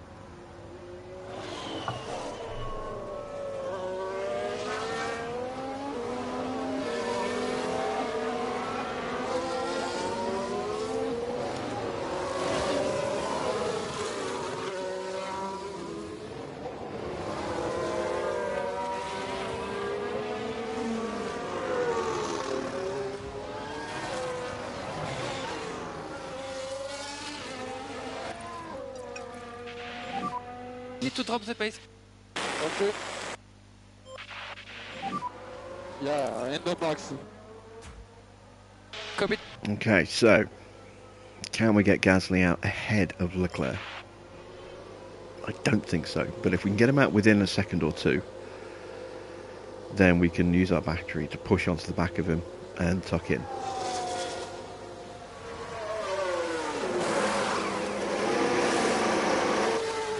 There we go, Leclerc's gone through. How much time have we lost? A bit more than I would like.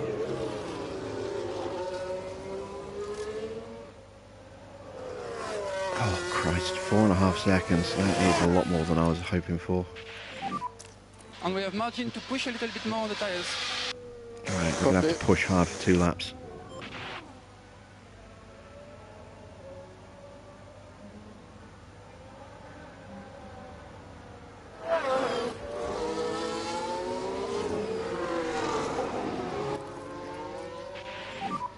Lift and coast required.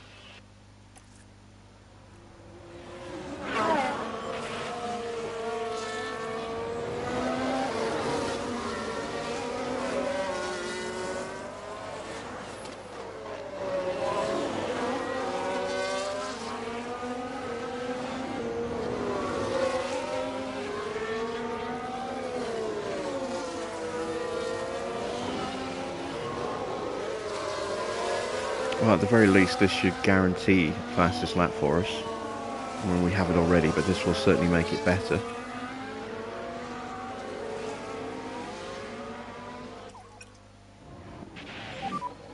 No lift and coast required.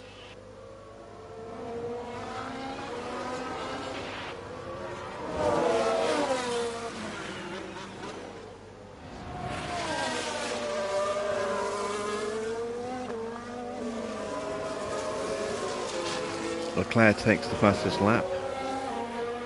We should take that back on the next lap. Obviously that was our out lap, so it was always going to be slow. Once again, Teo dropping out.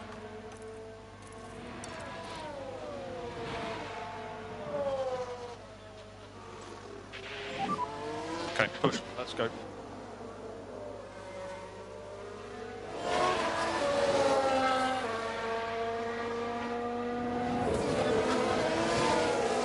It's another lap where we didn't get the DRS. It is. Okay, we'd like you to slow down, please.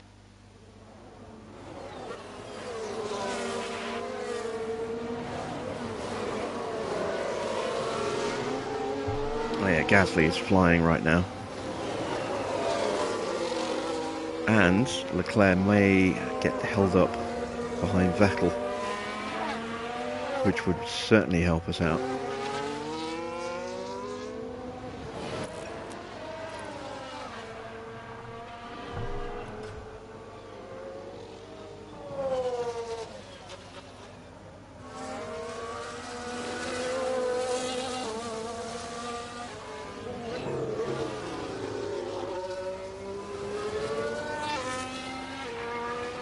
Oh, we got a safety car. Okay, so... Oh, I don't think that's going to be... I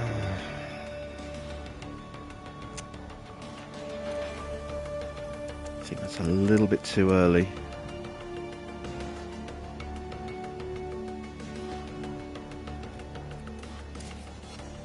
See, another set of mediums would be great, but we'll have to go hards. As for Pierre,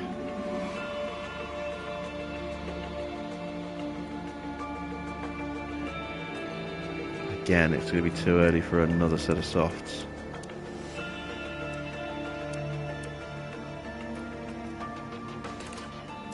But we could put on an extra set of fresh mediums. What's the gap? 15 seconds. What's the tyre wear situation? Oh, they're brand new, aren't they? It's a waste. But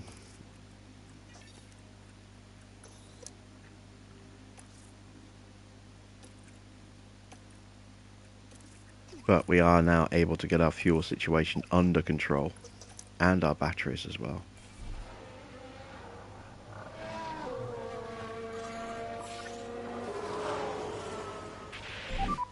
Safety car. Sounds like there's been contact. Let's have a look. Now look at this. It was the AlphaTauri driver involved. Oh, And there's the collision. yeah, It's not caused great. absolute carnage. That's going to be a big blow to the team. Will they be able to recover? We'll see.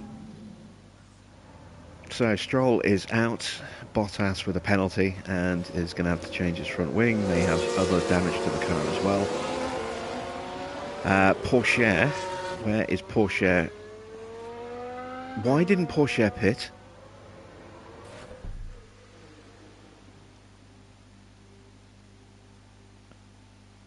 I didn't pit, I didn't hit the pit. Oh, god damn it.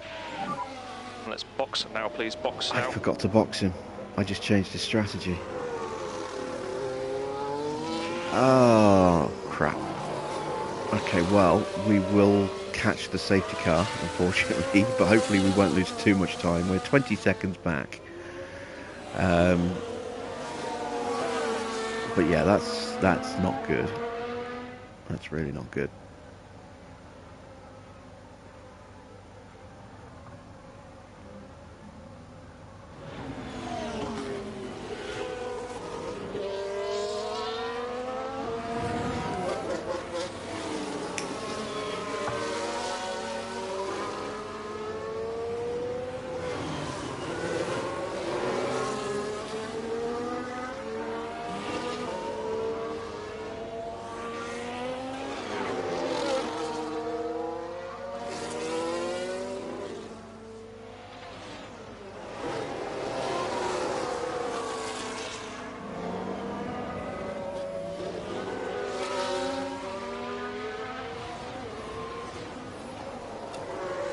Right, does anyone else have to pit?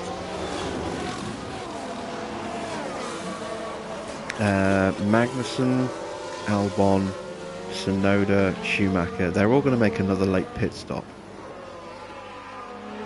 And we've caught the safety car too early.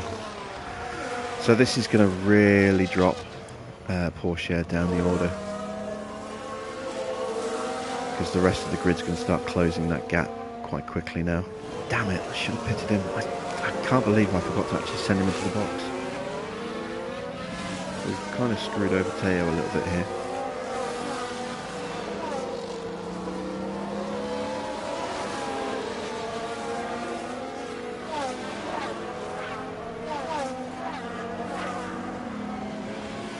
Hopefully it won't be too bad.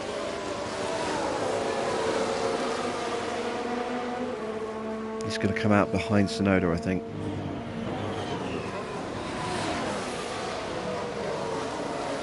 But hopefully he'll come out ahead of the McLarens. No, he's not even going to get out ahead of the McLarens. Oh, God.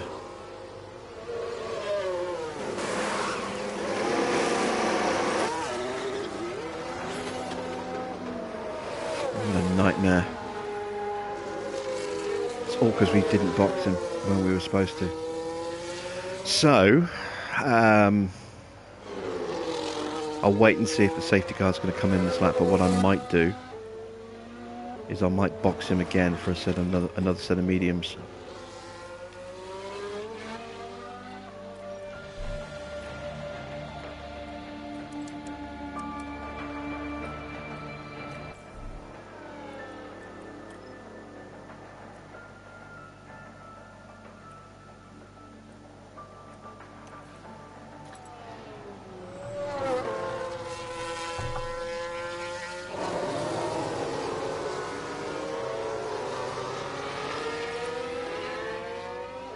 If the safety car doesn't come in this lap, then that's what we'll do.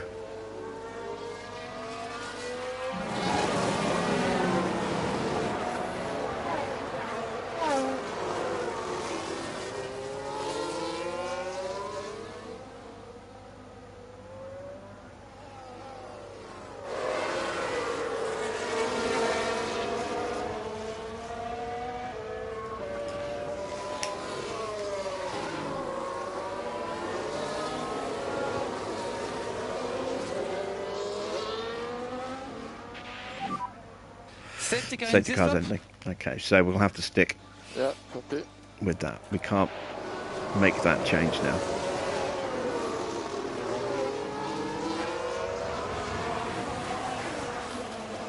So, Mick's going to jump out the way, Sonoda's going to jump out the way, Albon's going to jump out the way, Magnussen's going to jump out the way. That's 4 cars, so that's 12th, and then we're going to have to overtake everyone else. It's going to be tough, but I think we can get Porsche into the top 10.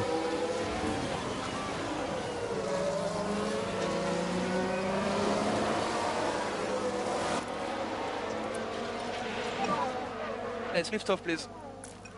Yeah.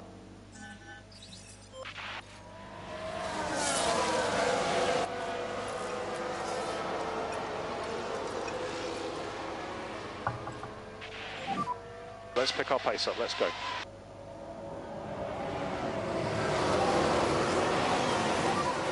Charge off. Okay. But Leclerc and Gasly should pull away from Sainz go. quite quickly, Recharge given off. the Recharge compound off. difference.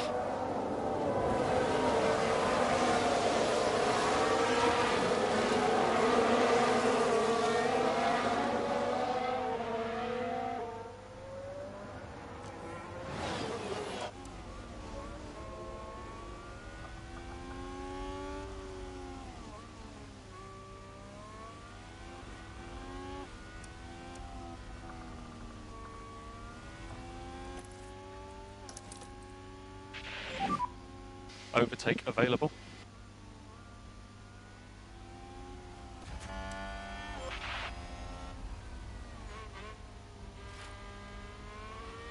Let's see if we can start punching our way through the field with Teo.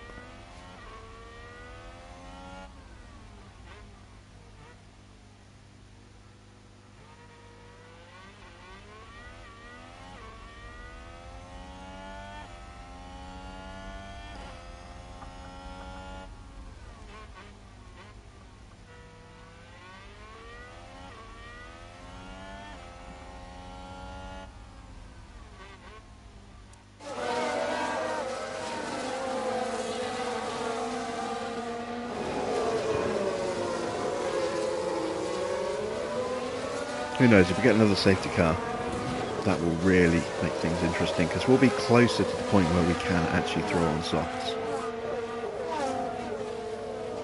And we can really go for it. You can see we've already broken the gap to Sainz by over a second.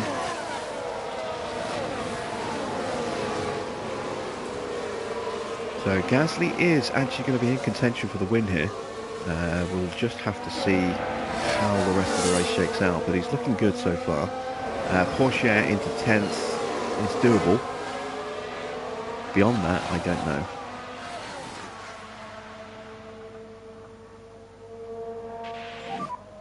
Okay, well done, mate.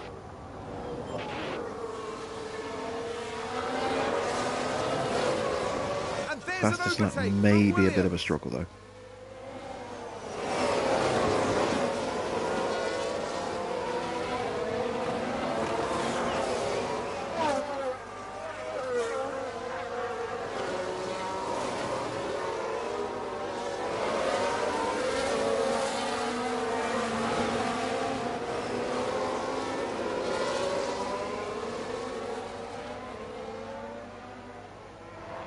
Gasly's almost been dropped by Leclerc actually.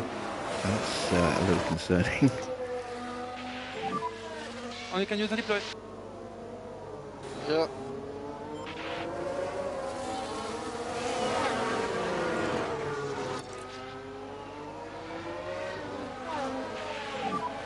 Let's go for a push. Copy. DRS should be switching on this lap. There it is. DRS enabled. DRS enabled.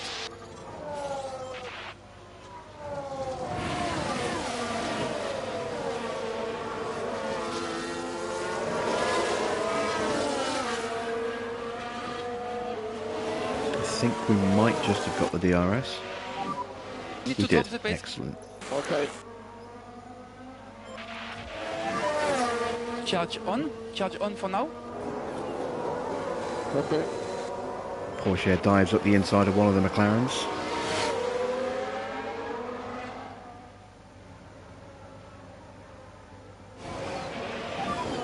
Well done. You put that in when it counted. Good job.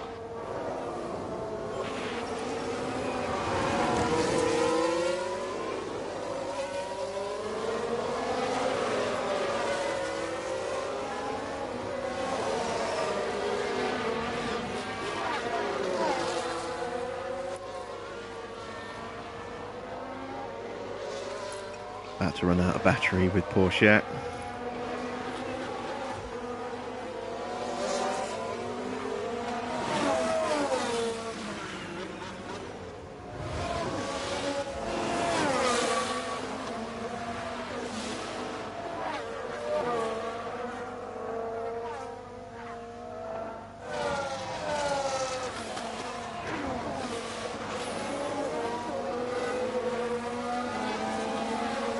There it goes. That's the last of his battery for this lap anyway.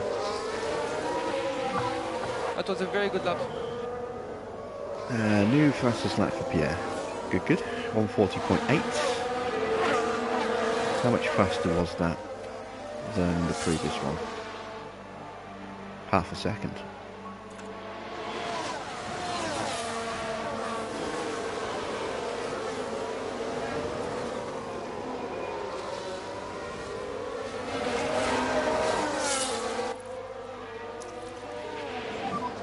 You've got energy to push. Make the decision to use the battery early to try and make this pass here. I think we boxed in the McLaren. We did. Can we complete the move? We can. Excellent stuff. You're doing a good job. Keep going.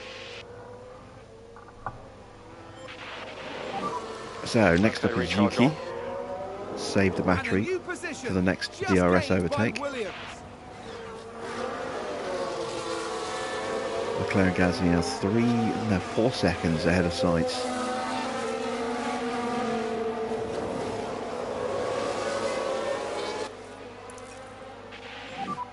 Charge off. Yeah.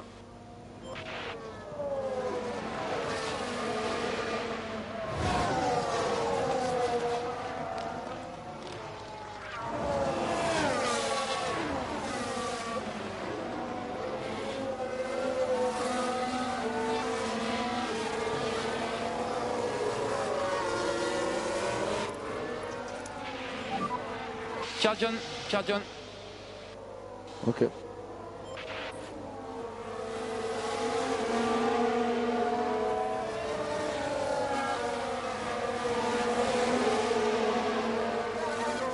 Okay, hopefully we can get this move done without having to use battery.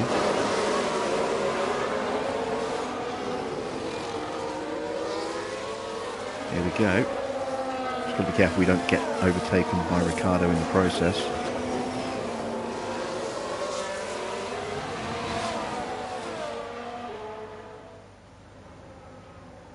Come on, swing out, swing out.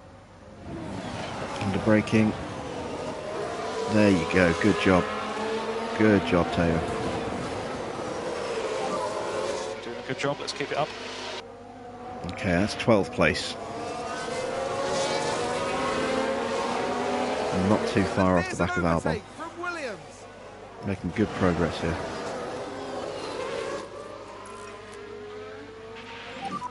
Charge off. Copy. Okay, let's see if we can look after these tyres, just in case we don't get the opportunity to make another quick stop. So that we have a bigger tyre advantage over Leclerc as the race goes on. Still a long way to go on these tyres. Another 30 laps to go.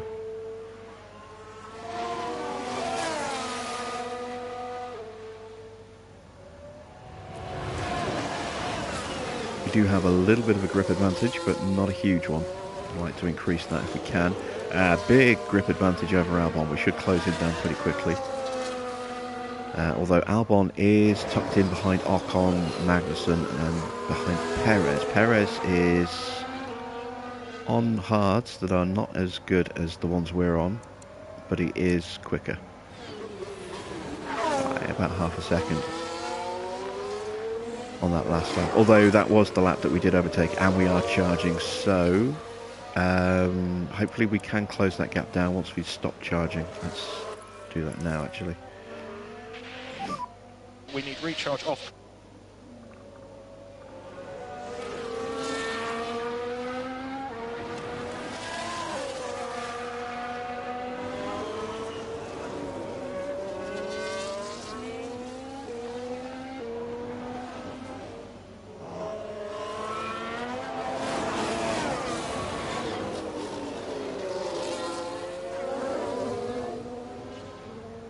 You guys are very quiet tonight.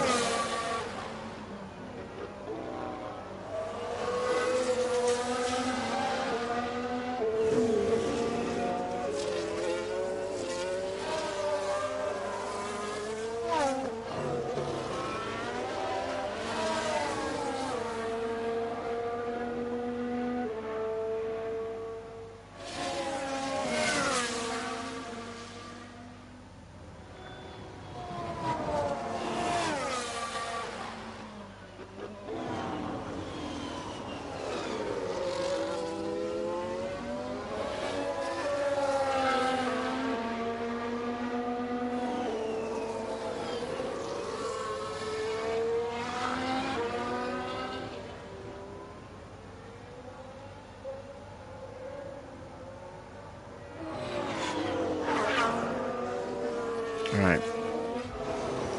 How is Teo doing? Gap is 3.9 seconds. We are now starting to pull away from Yuki, now that we've stopped charging him up. I'm toying with the idea of maybe pushing the tyres a little bit as well.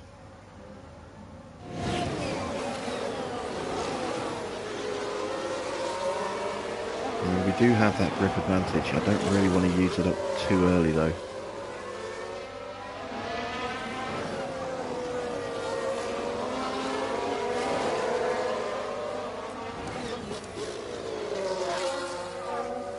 See what the time is across the line at the end of this lap.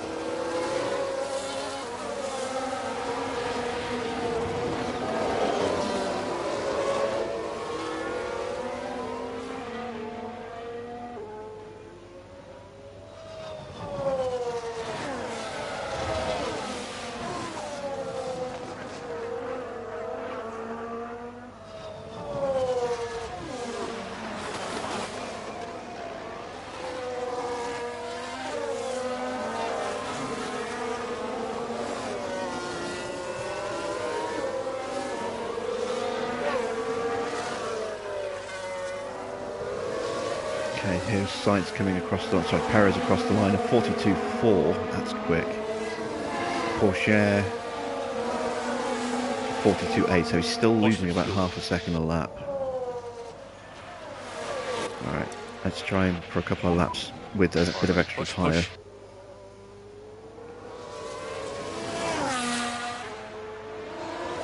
We did.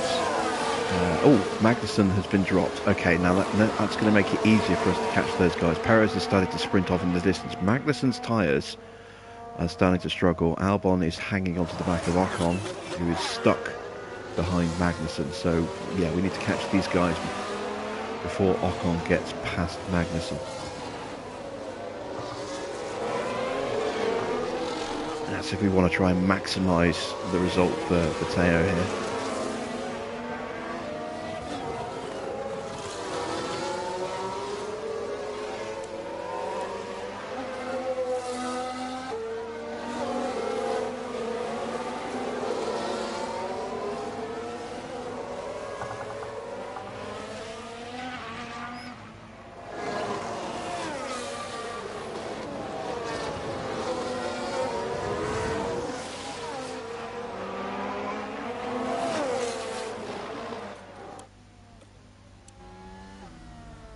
Ocon trying to get through.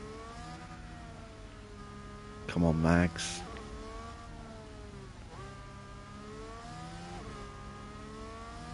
Oh. There's us just coming into the back of the shot there. Okay, this is the worst possible thing is for Ocon to have the lead of this little group. We'll need this defensive driving to really slow him down. We do not want Ocon increasing the pace of these guys just as we're about to catch them.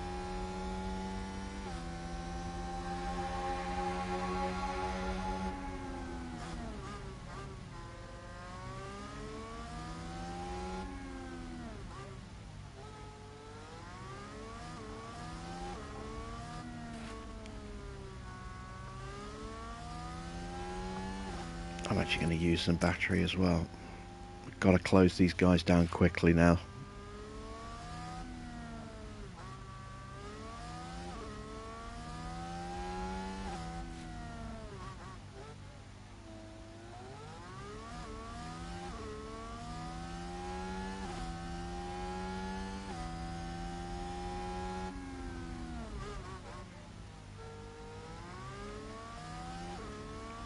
Gasly still tucking in very nicely behind Charles Leclerc here. We are increasing that tyre advantage that we have ever so slowly.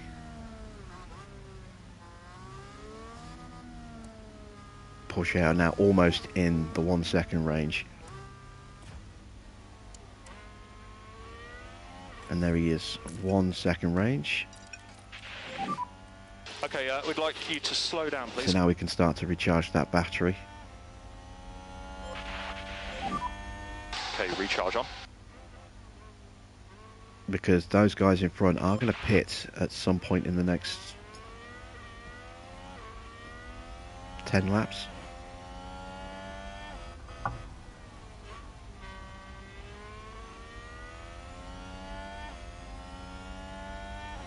And we need to be able to sprint back onto Ocon as soon as that gap opens up again when they drop out.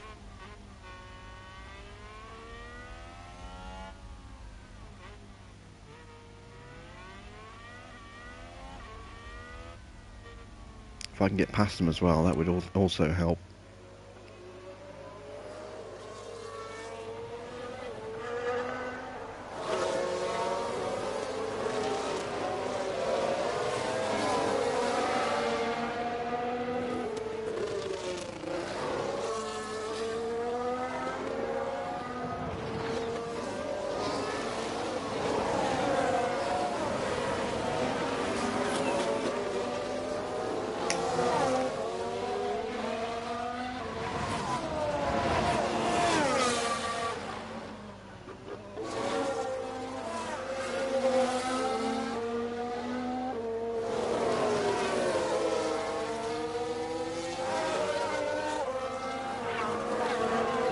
Okay, so how is Ocon doing pace-wise against Perez? He's down by a couple of tenths. Let's see, this is his first full lap in charge of this little group.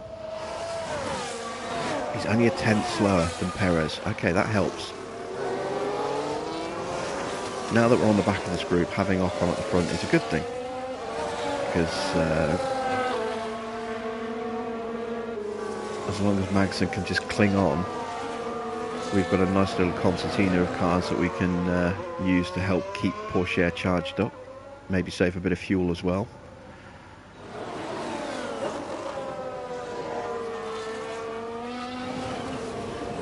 I would like to try and get past Albon as quickly as I can though. I might try and overtake in the next DRS zone.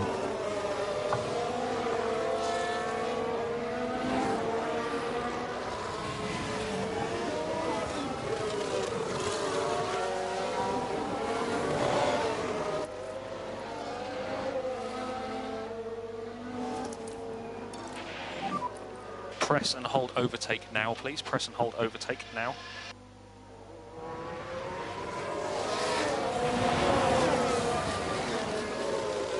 There we go, a little dive up the inside. Awesome, keep it up.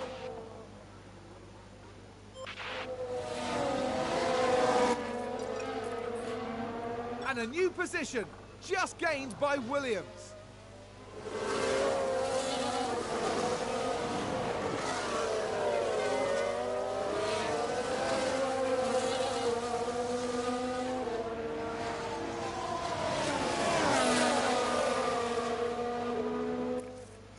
Having to deploy very tactically here. Recharge on, please, recharge on.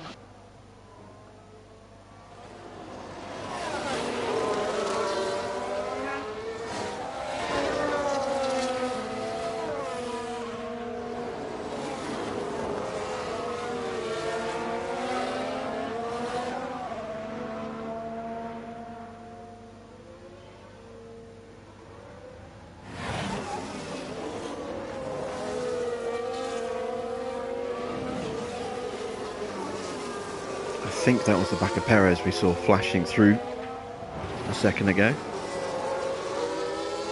Yep, there he is, there's Perez. Perez is still isolated, he's 8.5 seconds off the back of Hamilton, so it's not too far of a gap that a little bit of DRS training with Ocon couldn't close down relatively quickly.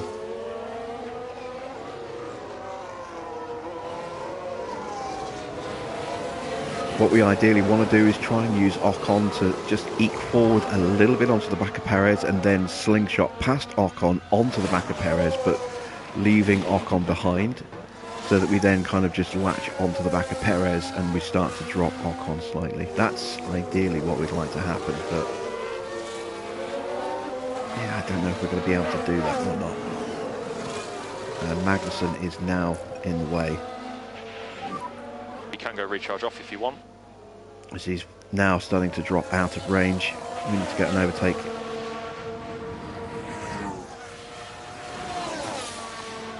We'll wait for this DRS zone here, then we'll go for it again.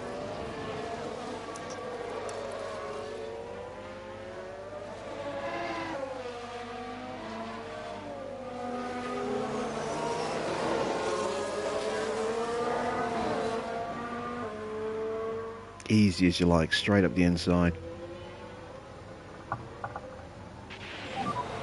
Okay, excellent work, keep it up. We're currently running in P10. So we've reached where we need to for the sponsors.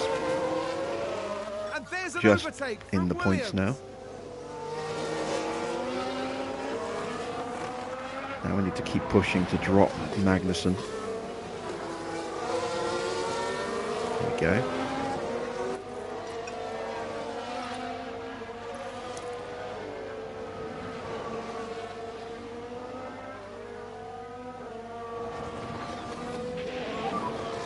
Recharge on, please, recharge on.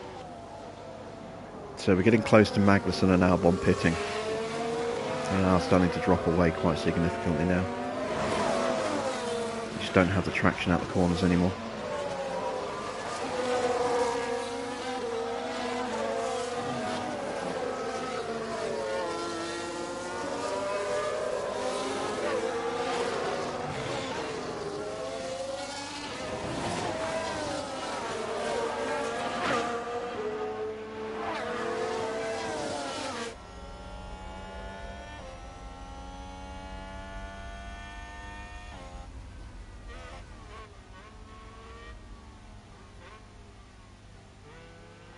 Verstappen's got his way back up to 5th. He always goes well here.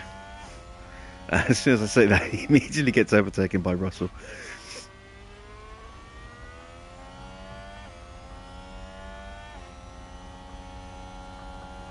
Let's see if the reverse of what we say happens more frequently. Verstappen never crashes here.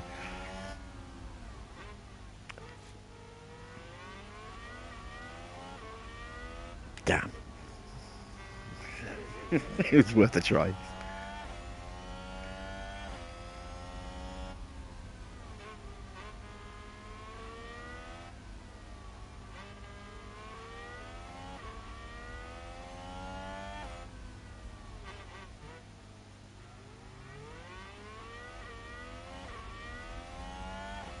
Okay, once we get fully charged on this battery, we will go into neutral and we will try and start swapping places with Ocon to close the gap down to Perez. Another 20 laps to go after this lap. What's Perez's tyres looking like? 77, 75 for Ocon. We do have an advantage in tyres over Ocon, not quite as big an advantage over Perez. It would be great if we could box for a set of softs now. You can see we have an 8% gap to Leclerc in terms of tyres. Our tyres are now level in wear with Sainz, which is excellent.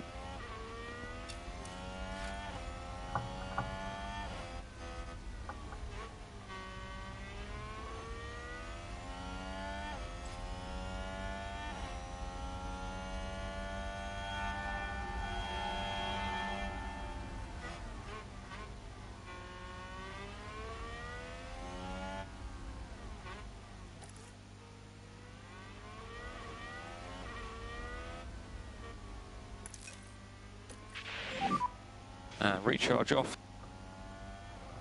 Alright, here we go. Let's see if we can start doing some leapfrogging.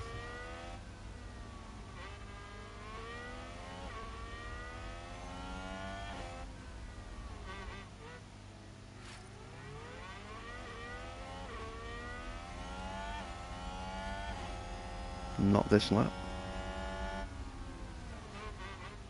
But being tucked up like this is saving Porsche that bit of fuel that he needs to save, which is good. Oh, someone has spun. Who spun? Was it Verstappen? Are we spooky? We got a VSC. Ooh, now we have a VSC. Okay.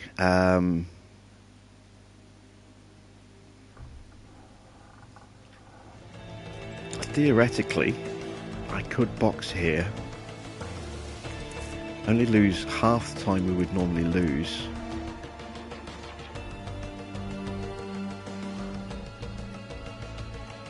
And throw on some softs, and we would be significantly quicker in the second half, or, the rest of this run. I would estimate us dropping down to 17th, behind Sonoda. But I do know, and the AI is probably going to do this here, they're probably going to take advantage of the pits for Magnussen, Albon, and Sonoda, and Mick Schumacher. So we're going to drop behind Magnussen and Albon, but they're going to pit as well. So we're going to drop behind Ricciardo, Bottas, Norris, maybe Zhou. Yeah, we're going to drop behind Zhou. We're going to drop 4 places, but gain a lot of tyres. We are going to lose a lot of ground on Ocon and Perez, though. I'm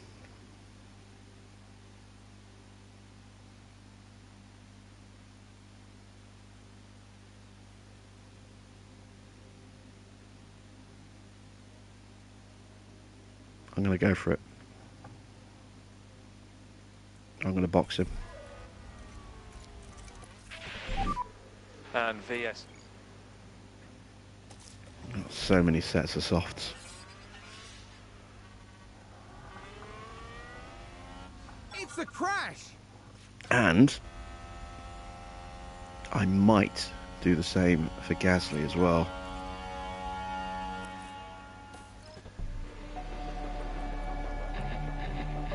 That would theoretically drop me to third. I don't really need to with Gasly because we've been looking after his tyres so well.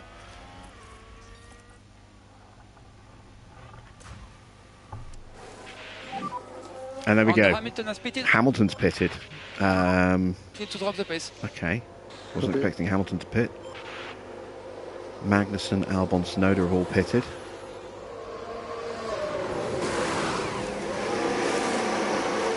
We even held Hamilton up slightly in his release from his pit box. And having Hamilton in front of us is going to help as well. Another fast car to help punch through. There we go. So we come out ahead of Magnussen, Albon, Tsunoda, Schumacher, and way ahead of Vettel.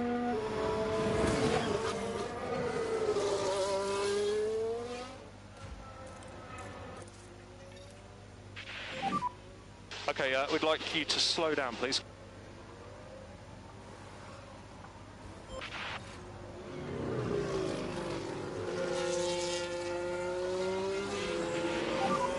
Can we do lift and coast?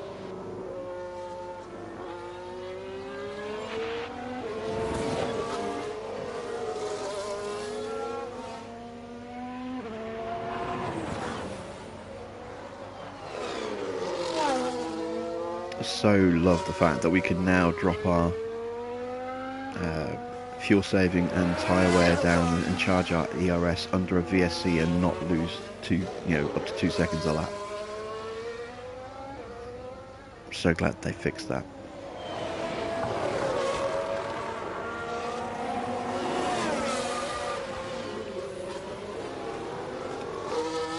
I think Hamilton's on older softs, isn't he? He is, yeah. He's on used softs. So we've actually got a slight grip advantage over Hamilton. It won't last. Hamilton's smoothness is better. Oh no, Teo! Let's take a look at the replay. God damn now we it! see the Williams here.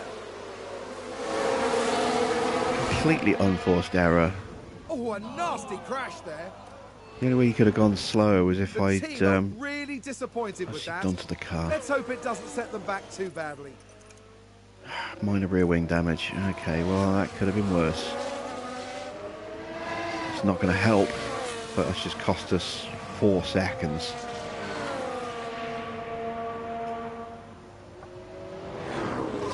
It's shit like this which makes me want to get rid of him.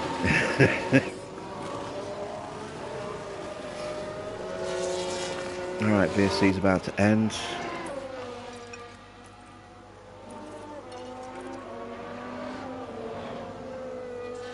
And there we go. Green flag. VSC ending. DRS enabled. DRS enabled. We need to push. Copy. So, No lift using a coast car that's required from already our side at got the a moment. weaker engine, we now have rear wing damage, which affects our cornering speed as well. Fantastic.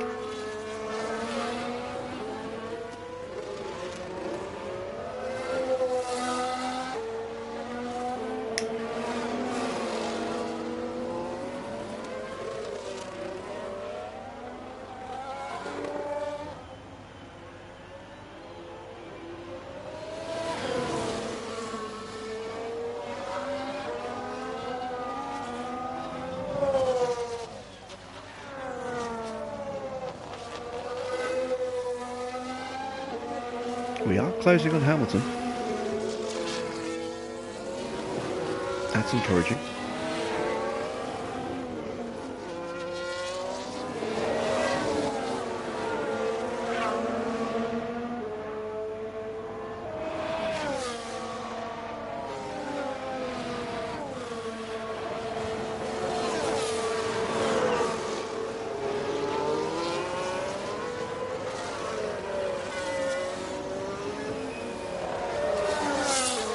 What's our tyre difference? Still 8% to Leclerc. Okay. just biding our time, waiting for that opportunity.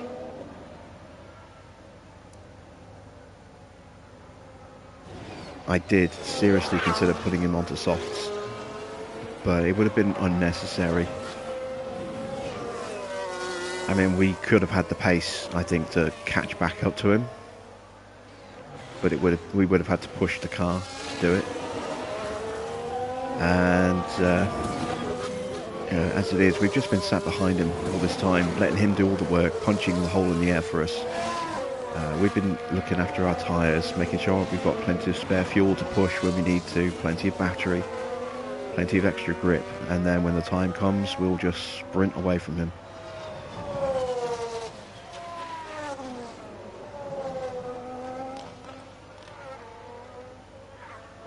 If we get a full safety car, I will make the pit stop, because we'll be able to get out ahead of Sainz, but we actually almost took the lead off Leclerc there. I think we're side by side right now. Oh, we were, and then we got a really bad exit from the corner.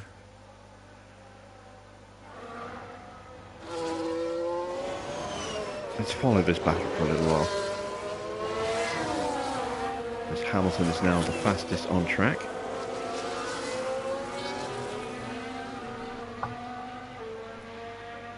I'm going to up Teo's tyre pace. Let's push, come on. Need him to start closing that gap.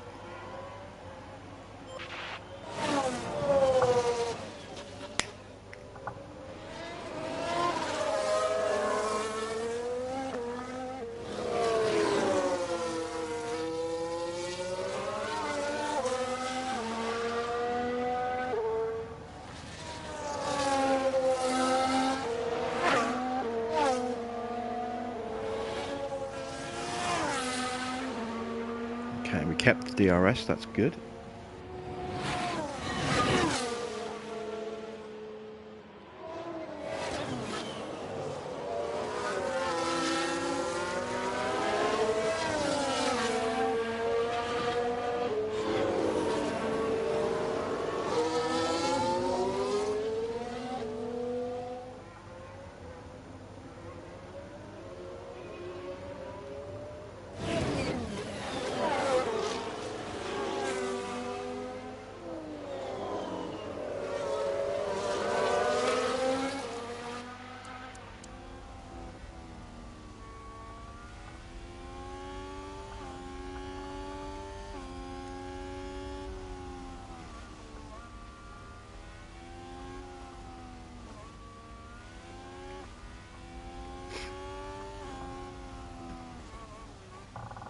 Alright, 15 more laps to go after this one. We're starting to get into the end game. That rear wing damage does seem to be affecting Porsche a little bit. He's stopped catching Hamilton. We're only slowly catching him up now because Hamilton's up on the back of Zhou and we're pushing his tyres.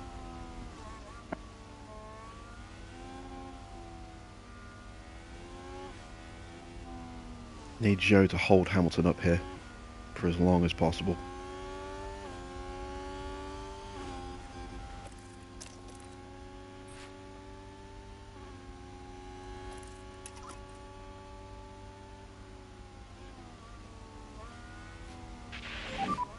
No lift and coast required.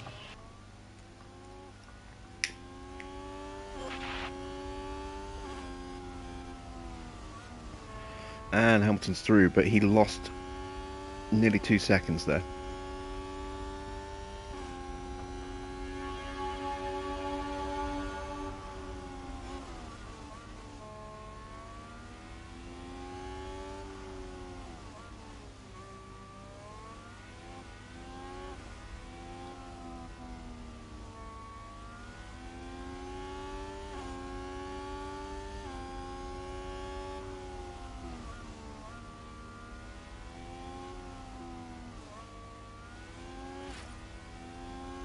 And that's a new fastest lap for Teo, which is great if he gets into the top 10. Otherwise it's a waste.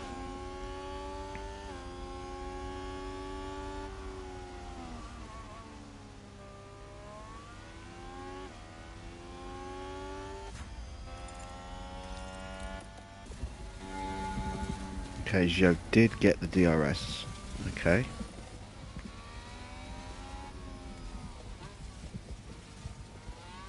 We're watching for Porsche to come around the corner. There he is.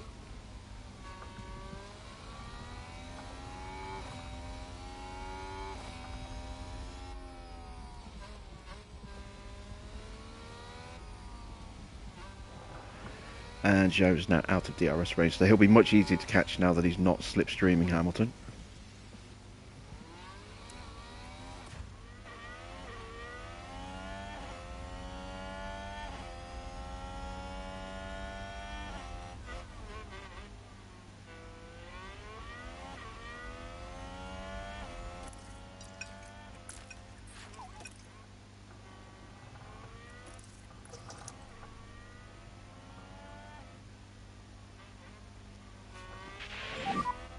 Okay, recharge Right, on, we're trying to recharge get a on. little bit of charge through the first part of the lap so that we can get him on the DRS. We should have more than enough pace and grip to make the move without the need for battery.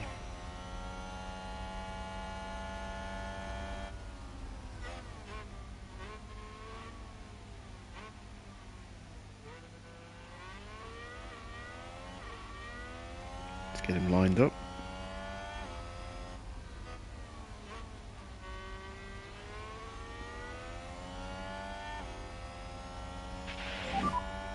This was good. Oh, Gasly overtakes for the lead.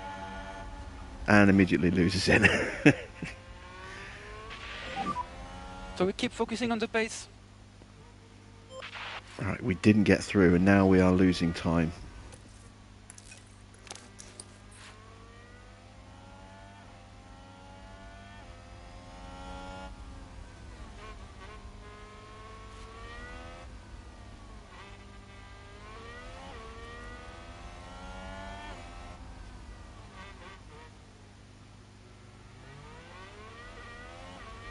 There we go, rocket straight past him.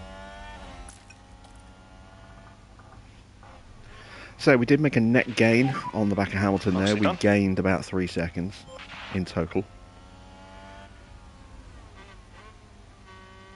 But not And being a able new to get position, past just Zhou as gained quickly as by I would have Williams. liked did mean, you know, does mean we did lose another second that we could have gained.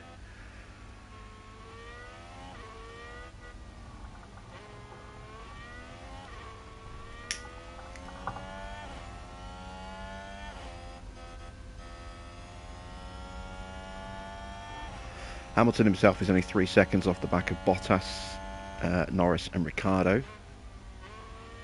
And we're another 3.5 seconds back from that. So we are closing in on that little battle there. Let's start pushing Teo again.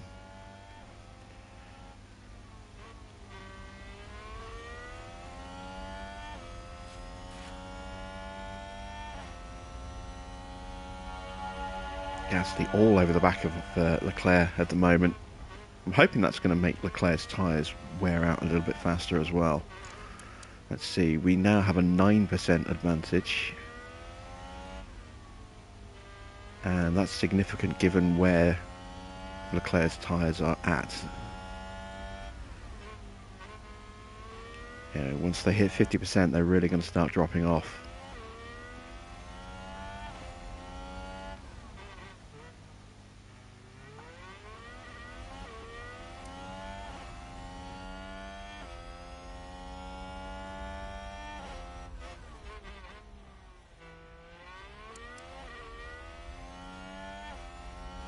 Still have a slight grip advantage over Hamilton as well, but that's irrelevant really. No more DRS. It's whether we can maintain the grip advantage over Ricciardo and Norris Good job. and Bottas, who may well have to pit again actually. And there's an overtake from Williams. Let's see what happened there. Now look at this, it's Pierre Gasly. Gasly makes the move and this time he makes it stick. And there they go, moving up a position in the pack.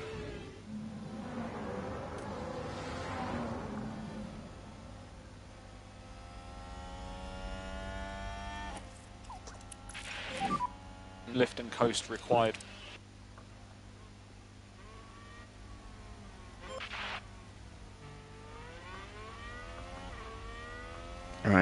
getting close to this battle in front of us.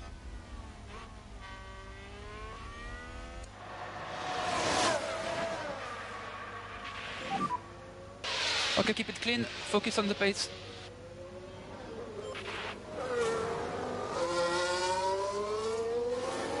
Ferrari, advance the race position.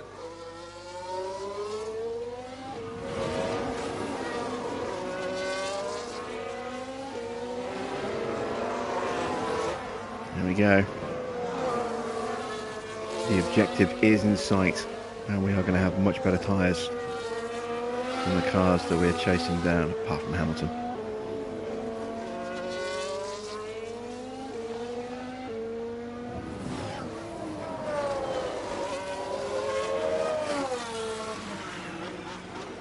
Who knows, we might even have the pace to get back onto Ocon again.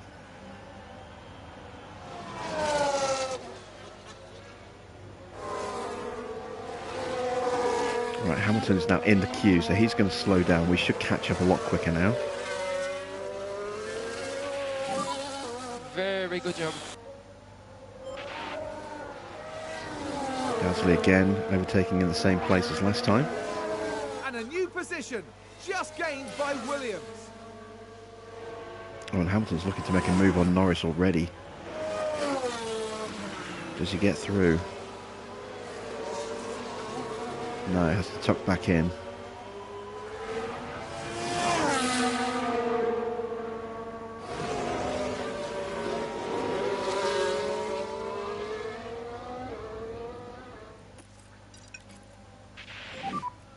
Okay, we'd like you to slow down, please.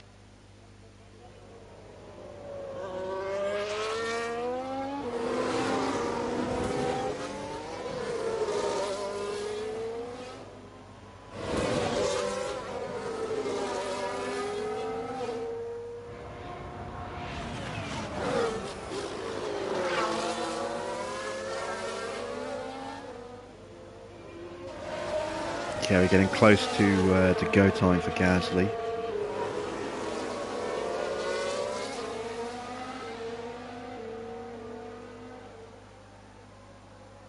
We'll be pushing him for the overtake next time he gets past, and then trying to sprint away. I don't want to go too early because Leclerc, naturally has more pace than us, but at the same time, we've got better tyres and we've got fuel to spare, so we can push. Oh, and Ferrari just gained a place. Alright, we're on the back of the train now. We can start recharging Teo. Two separate fights to try and manage at the same time here.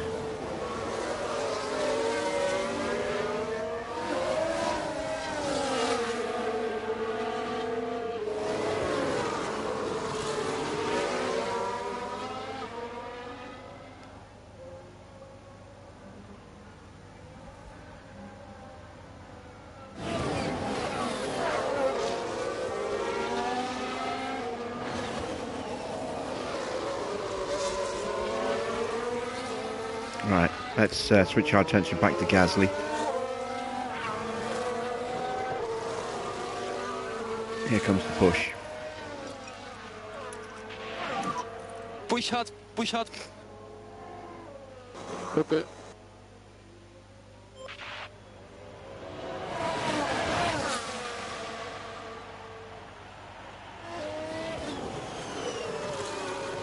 Need to get the move done on this DRS straight coming up. And he cuts to the inside excellent, so he's going to force his way through before we even really get into the DRS zone. Beautiful stuff. Now we can really sprint. Very good. Need to open up as big a gap as we can before the next DRS zone, so we don't drag Leclerc with us. And there's an overtake from Williams. Almost there. Just need a little bit more. There we go. That's the 1 second.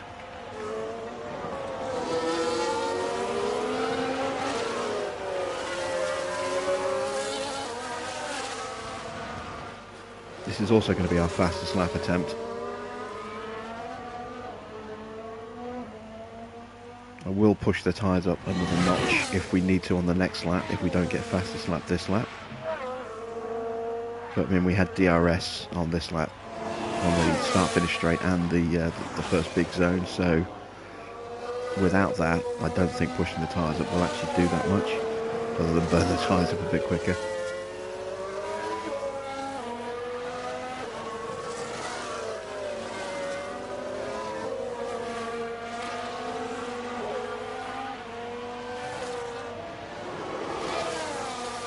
Is his fastest lap? It is. Very good lap.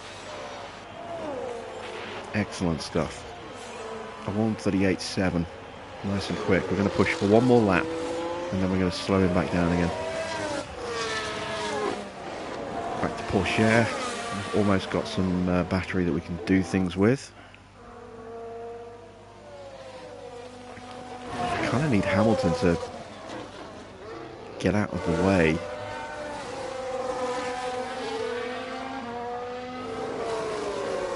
It's going to be the hardest one of this group to overtake. If Norris drops out of DRS range, that will help.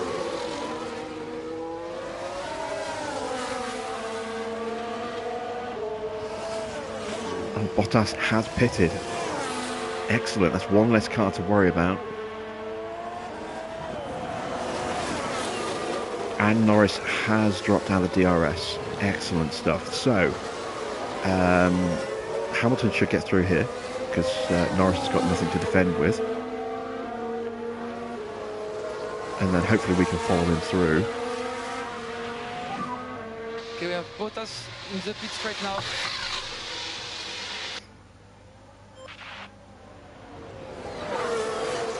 Not quite. Okay, we'll try on the next zone. We'll use some battery on the next one.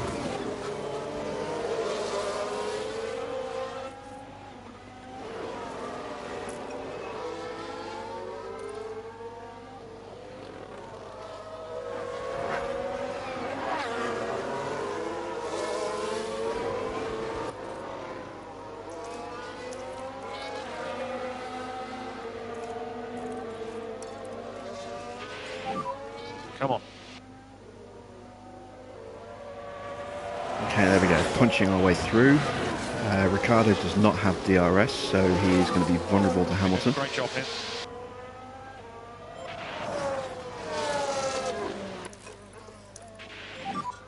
Recharge back.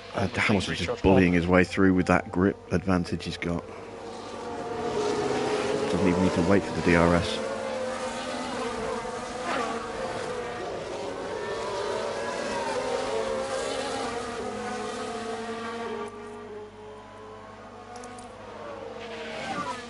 Overtake available.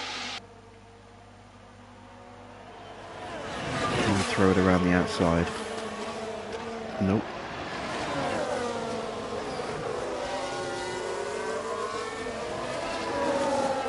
Can we throw it up the inside?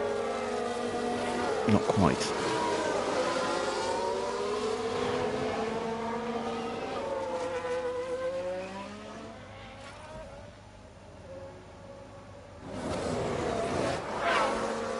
Oh, what a move around the outside at the last minute there. That was such a great move. Excellent job. Well done. Let's see that again.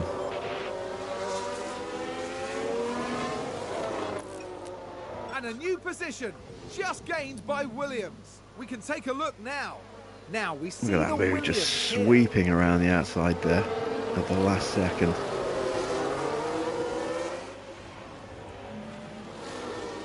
Six more laps. Okay, we're in the top 10, which is good. I want to try and get past Hamilton.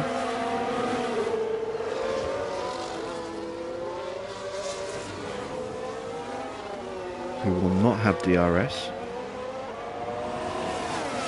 Excellent. So, have we now got enough time left and enough pace left in the car to actually make a run at Ocon? Ocon's tyres are similar in wear rate, but slower compound. There's an overtake from Williams. Arguably a slower car. And me and Hamilton should DRS jump each other I think Ocon's on the table as well here.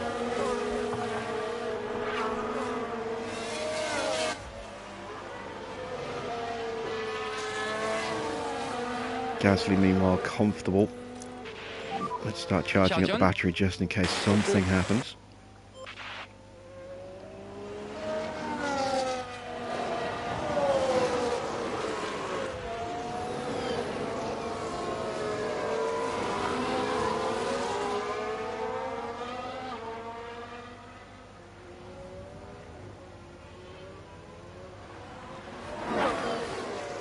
Hamilton sweeps around the outside of us, but can't make the move stick. We are 4 seconds off the back of Ocon.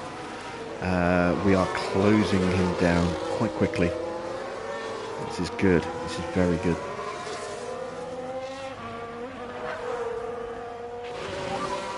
Five more laps. 5.5 laps left for Teo to close down a 4-second gap, make the move and hold position against Lewis.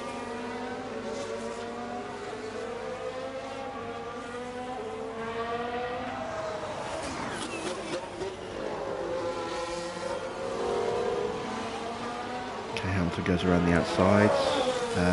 You know what? I'm okay with that. Gives me a chance to put a little bit more battery back in the car. Let Hamilton do the leg work. Let's go recharge on.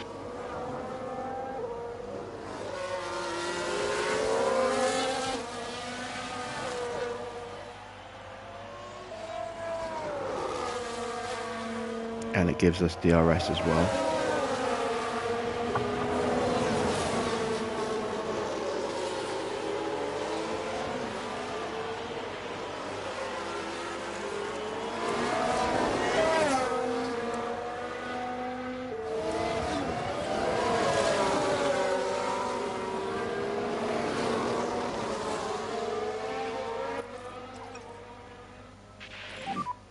And keep going with the lift off. You're doing very good job. Keep going with the lift off.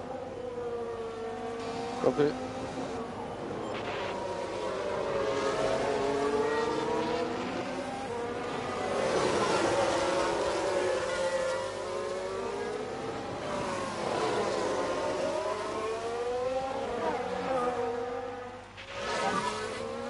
Four more laps.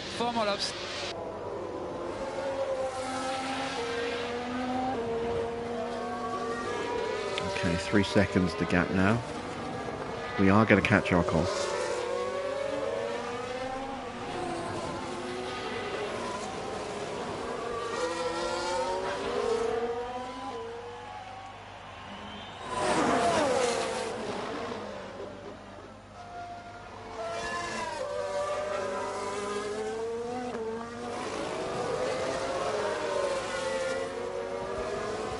I think had we not had the spin and the damage to the back of the car, we could easily have taken Perez as well. Verstappen's probably a bit too far up the road, but yeah, I think we could have taken Perez quite comfortably. Had we not, had that spin, lost that 4 seconds, and then damaged the rear wing, which has affected our cornering speed ever since.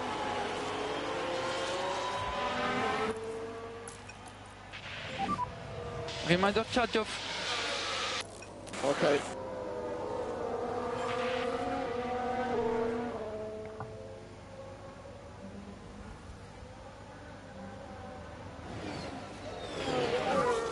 Recharge off.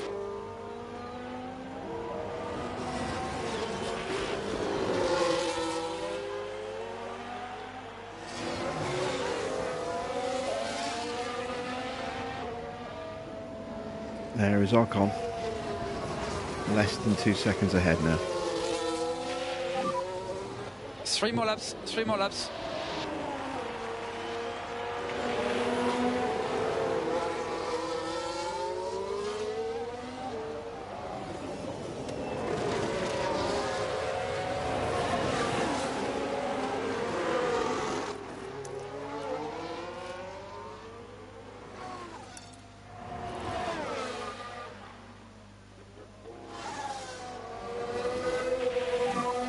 Okay, push. Don't want to cede position to Hamilton here.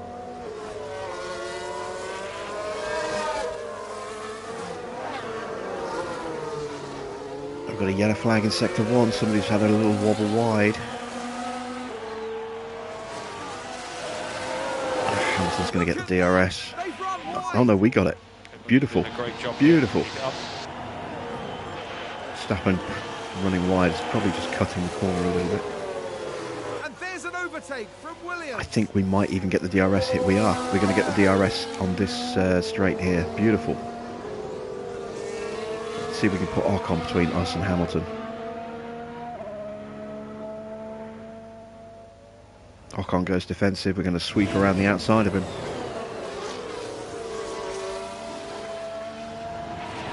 Excellent stuff. Okay, buddy, keep it up. Right, we're going to push. See if we can open up a gap. Required from our side at the moment. And a new position just gained by Williams.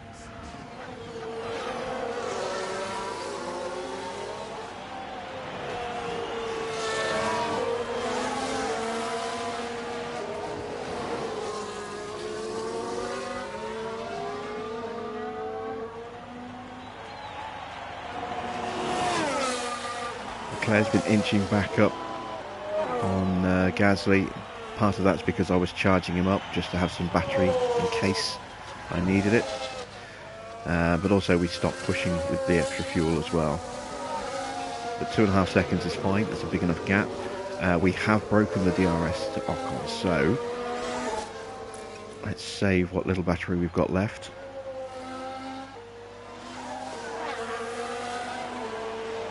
We've got 2 laps to go. Porsche sets the new fastest lap. 1:38.6. Can we do lift and coast?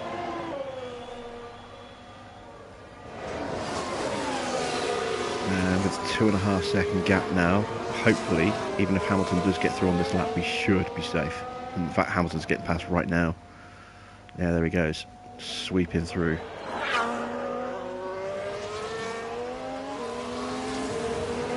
Just didn't quite have enough time left to get Perez, but we closed him down by 2 seconds. Very quickly there. This is what I'm saying, you know, we lost 4 seconds in that spin. We are less than 4 seconds behind Perez. Plus, you know, we've had wing damage. Next lap, last We would lap. be in 7th place. Yeah, Who knows? We indeed. could even be in the hunt for Verstappen, who's behind Russell and Alonso. So it's not beyond the realm of possibility that we could have pushed for 4th place with Matteo in the end.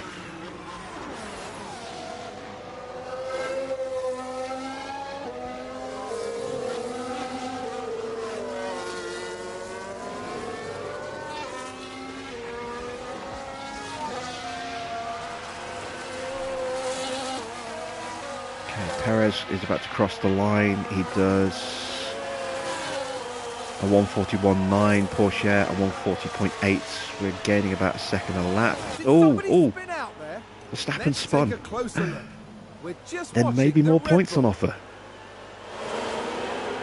They spun the car. What a disaster! That's a big spin, and we're going to see Perez coming into the shot. Oh, maybe not. But The team are devastated. yeah, we've got ahead of them. Verstappen is still only just getting going right now. Oh, that's amazing. We've gained another position. You know, I'm going to push. Just see if we can't somehow sneak onto the back of Perez. If we can get him up to 6, that would be amazing.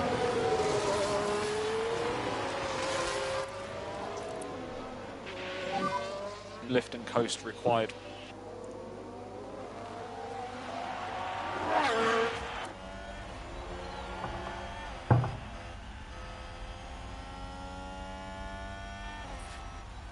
As Gasly crosses the line and wins the Grand Prix.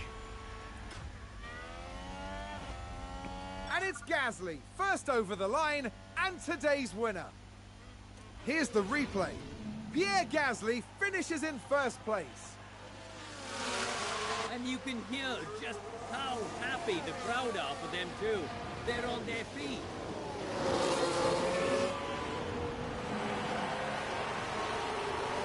It's another win for Gasly in this incredible season he's been having.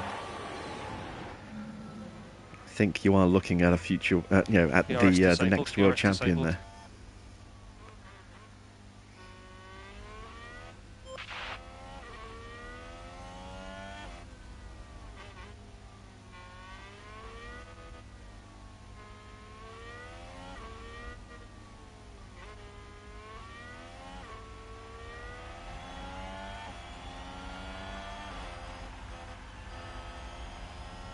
And in the end, 2 seconds off Perez. That is the checkered flag. But a good recovery for Porsche helped with that spin for Verstappen at the start of the final lap. But 7th place, we'll take that. 7th place and the fastest lap.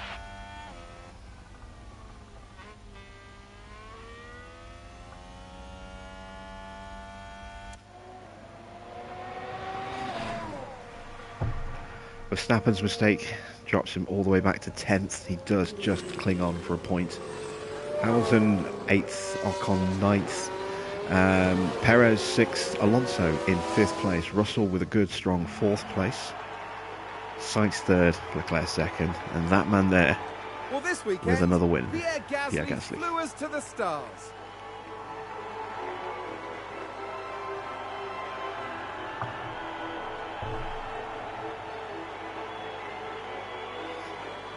This podium is a true recognition of everyone who's been working so hard for this result.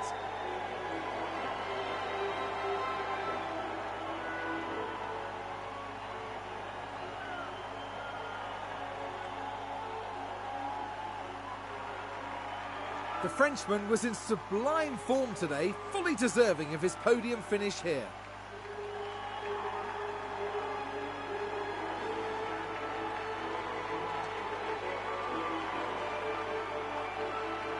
For these drivers, they'll be taking home their trophies and a decent haul of points for their team.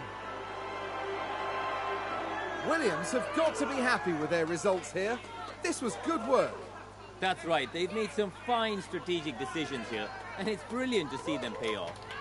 At the end of the weekend, it's 2nd place in the constructor standings for them. Next round will see us head east as F1 prepares for the Japanese Grand Prix.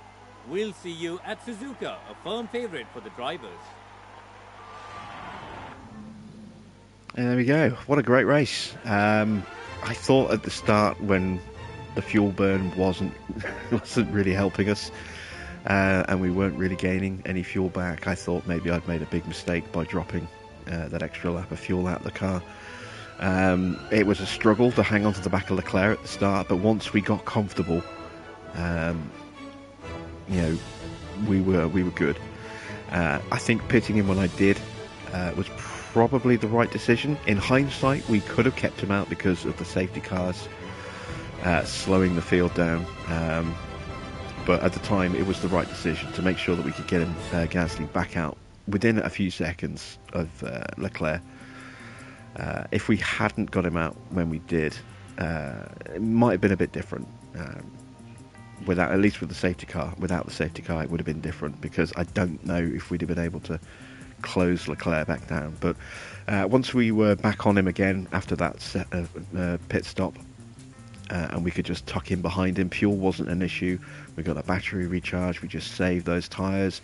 We built up a bit of extra fuel because we were just constantly using the slipstream and the DRS, and then we were just able to just sprint away from him at the right time towards the end there. So that worked out very nicely indeed. Teo, a bit of a mixed bag of a weekend. Poor qualifying, getting stuck behind Mick, which was our fault for sending him out at the wrong time. Meant he didn't even get out of Q1. Then he had a decent start, and then we switched his strategy onto a set of hard tyres when the safety car came out. And I thought about keeping him on that, and then when we had the VSC, I thought, oh great, we can put him on softs, we shouldn't lose too much time, we should be able to close it very quickly, and then while still under the VSC, while not pushing his tyres, while saving fuel, while the only thing he wasn't doing was recharging the battery, he spun, hit the barrier and damaged his rear wing, but still managed to fight his way back up to 7th place and got the fastest lap in the process. So yeah, a bit of a mixed bag for Teo. He recovered well from a silly mistake. In the Drivers' Championship, Pierre extends his gap now by another 7 points, so we are looking at what's that, 73 point lead now. 73 points. Very nice indeed. Ferrari, were strong here, but we were able to just capitalise on Leclerc's pace, just hanging on the back of him there with the DRS.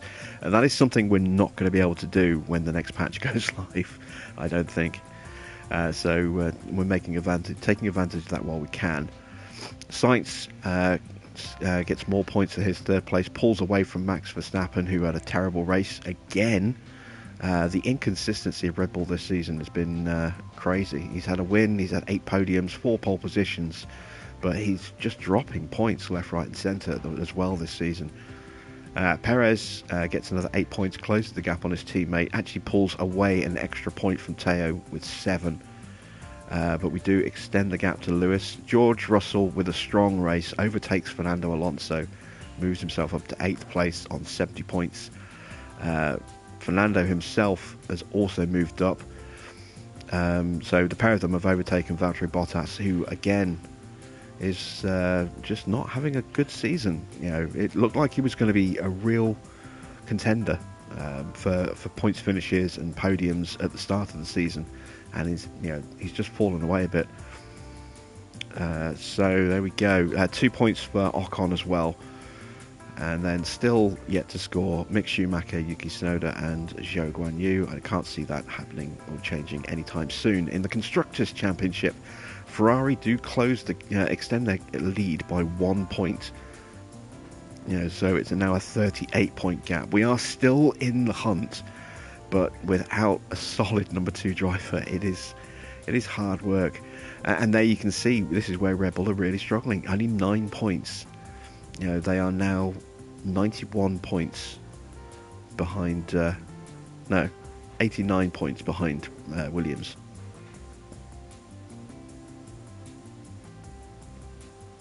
That's a big gap. It's a very big. 89 points. Brain's not working. Mercedes, with a decent haul of points, helps them out in their fight with Alfa Romeo for 4th. Alpine do pick up a couple of points, moves them a little bit further away from McLaren, but I don't think they're going to be changing positions with anyone anytime soon. I think Alpine are locked in for 6th now. This is a potential battle for 4th. Red Bull are pretty much locked in for 3rd, and then we are battling for 1st. That is how I think it's going to end up shaking out as the season finishes off. Development points for both Teo and Pierre. Obviously nothing for Logan because we didn't run him. We did lose out on our performance guarantee for the qualifying position, but we recouped that money with our position gain, netting us there an extra 588,000. Very nice indeed. 5 mil extra added to the bank. Our race sim is now fully refurbed. That's excellent. Start getting the full gain on experience boosting that way. We're going to boost Teo's reactions again. Pierre, we are going to boost his reactions as well. Still no point for Logan, as we said. We have no points for our other staff. We are close to another Grand Prix, but we should have updates dropping any day. There we go. Front wing in 2 days, underfloor in 4 days. So let's check our inbox.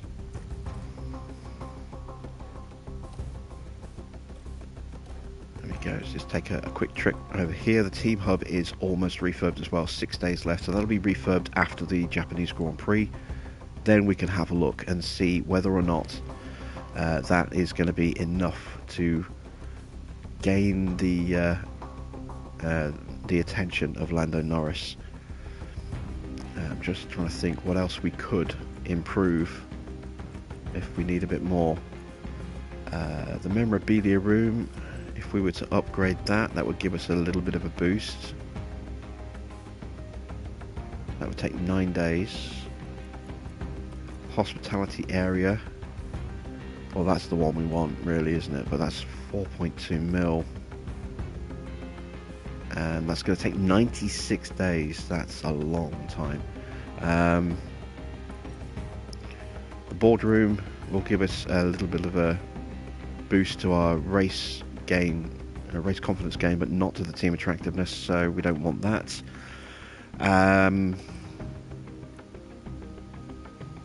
Could go with that one. We'll see. We'll see if Lando is going to be interested. Let's actually take a look, see what his attitude is like at the moment. He's probably still not interested, but it could well change at the end of the season. Yeah, he still has a negative outlook to the team that is second in the Constructors' Championship, and yeah, he's absolutely kicking the crap out of his team. But yeah, what a season Gasly's having. Win number 8. His 13th podium in total this season. He is absolutely smashing it and having a stellar year. This has been the best signing, that we could possibly have made at that point in time. He has been absolutely, superb. Let's get these new upgrades in and see what they do to our car. Let's see. We do have a new ATR period about to start, I believe. Let's see. 19 days. So we could maybe sneak a cheeky upgrade on the car. Question is, where would I put it? I mean, the one I would want to do would be a suspension, but we're doing a research project on that. How long till that finishes?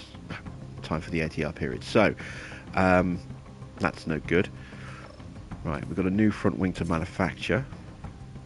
This will give us a nice boost to our low speed performance, a little bit of a boost to our brake cooling, which is going to be very significant, a little boost to our dirty air, medium and low speed cornering as well. So we definitely need this on the car ASAP. Grand Prix in 2 days. I need to emergency manufacture 3 of these, and then rush manufacture another 2.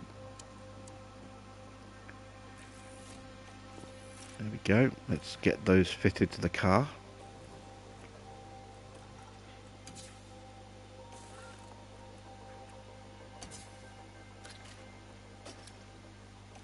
There we go. So that has made a big improvement to our brake cooling, which has been a problem.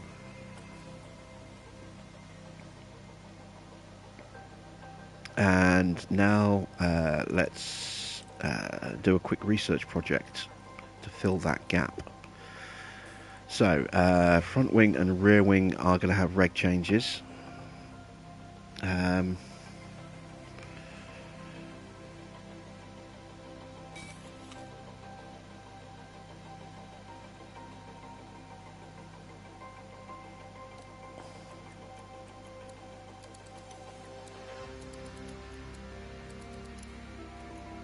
Definitely want to counteract the loss there. Might leave everything else as is. How long would that take? 65 days. Oof.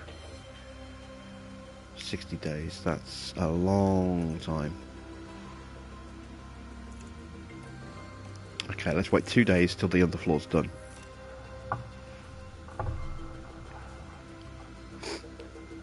How you doing, Ruben? Good to see you. You're doing an Aston Martin playthrough. Good man. I'm going to be doing an Aston Martin playthrough as well, by the look of it. Don't forget, for those of you who haven't already done so, there is a vote on my community tab that will close on Thursday night. to determine which team we take on next for the career that will start on Friday. It's between Aston Martin with young drivers or McLaren with Ricciardo and Norris. And so far, you guys are really wanting me to suffer, telling me to sign the 2 rookies for Aston Martin. But there's obviously time for that to change. So if you haven't done so already, go vote on that. Yeah, we need to skip time forward 2 days, don't we? There we go. There it is, the last upgrade for the car this year. Our brand new underfloor. So we're going to emergency manufacture 3 of these so that we have a spare.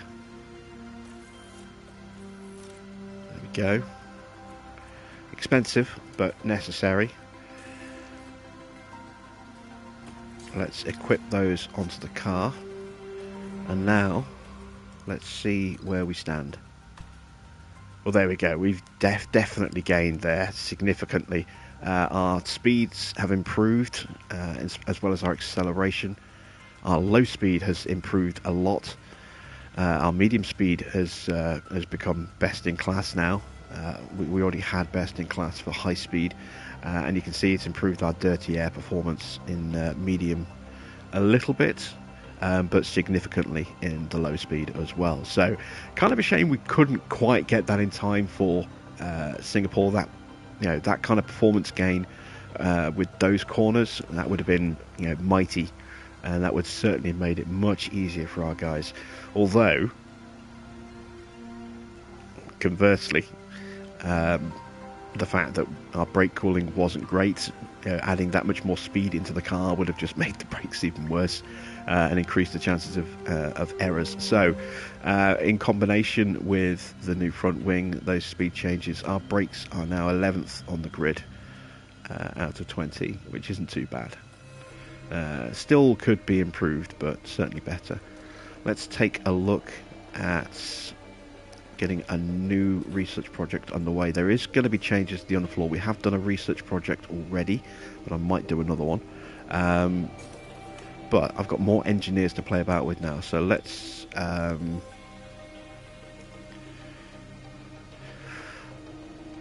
see. So we want to boost those to save on the negative impacts of next season's reg changes. I can put 6 engineers on that now, and that would take 44 days. Okay.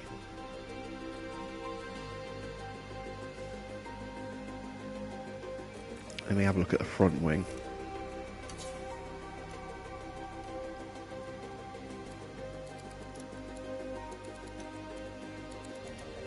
And we want to make sure brake cooling gets a big boost as well. That would be 47 days. That would leave me with 2 engineers to start another project.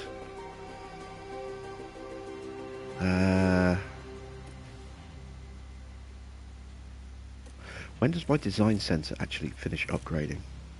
Because that's going to unlock an extra 5 engineers for me. Oh, a long way off, 73 days. That's not going to kick until next season. Okay, it's going to be, well, we might get the benefit at the end of this season, but I doubt it. Who knows? Possibly. Let's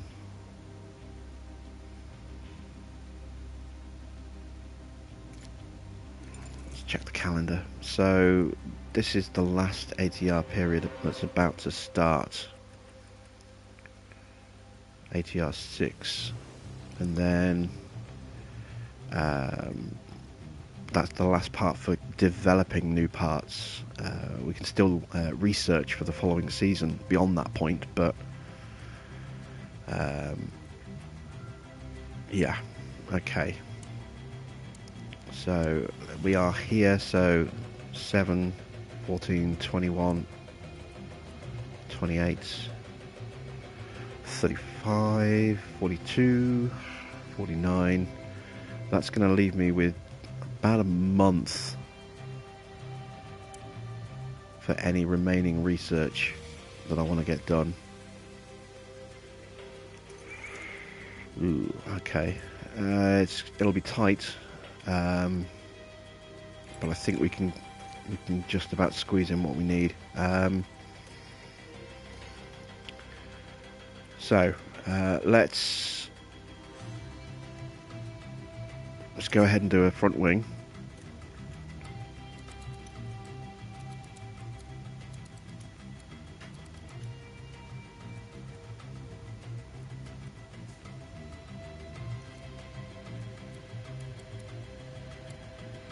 If I do that, take some days off. 1, 2, 3, 4. That's 50 days, 47 days, 44 days.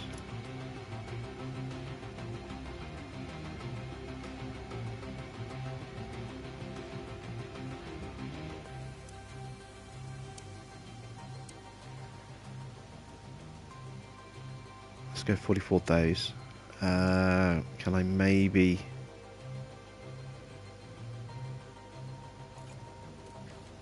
trim that up a little bit?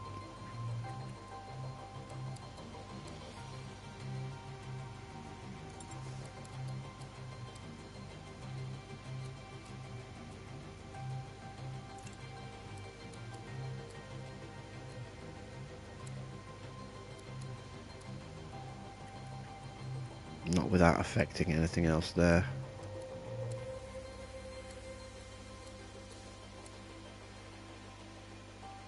Okay, so it's going to have to be that. 44 days, that'll do. Get that project underway. And given that we've got a new one in 19 days, let's go with a chassis upgrade.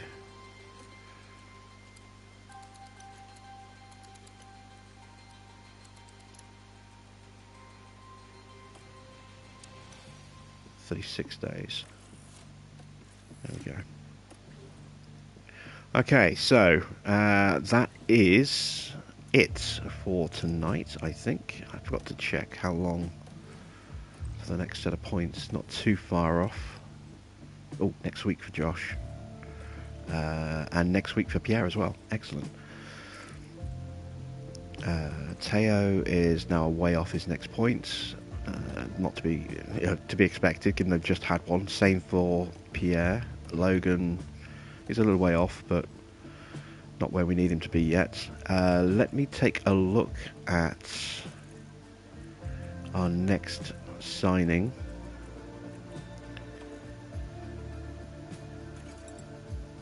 This is who we're signing, Oliver Behrman. We haven't scouted him yet.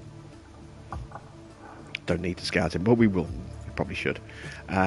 We need him to finish this season of F2. Once he finishes this season, we can sign him. So we shall be getting him in at the end of the year, and then developing him for at least 3 seasons, I would imagine, or at least 2, maybe 3 seasons. Let's get a detailed scout. Why not?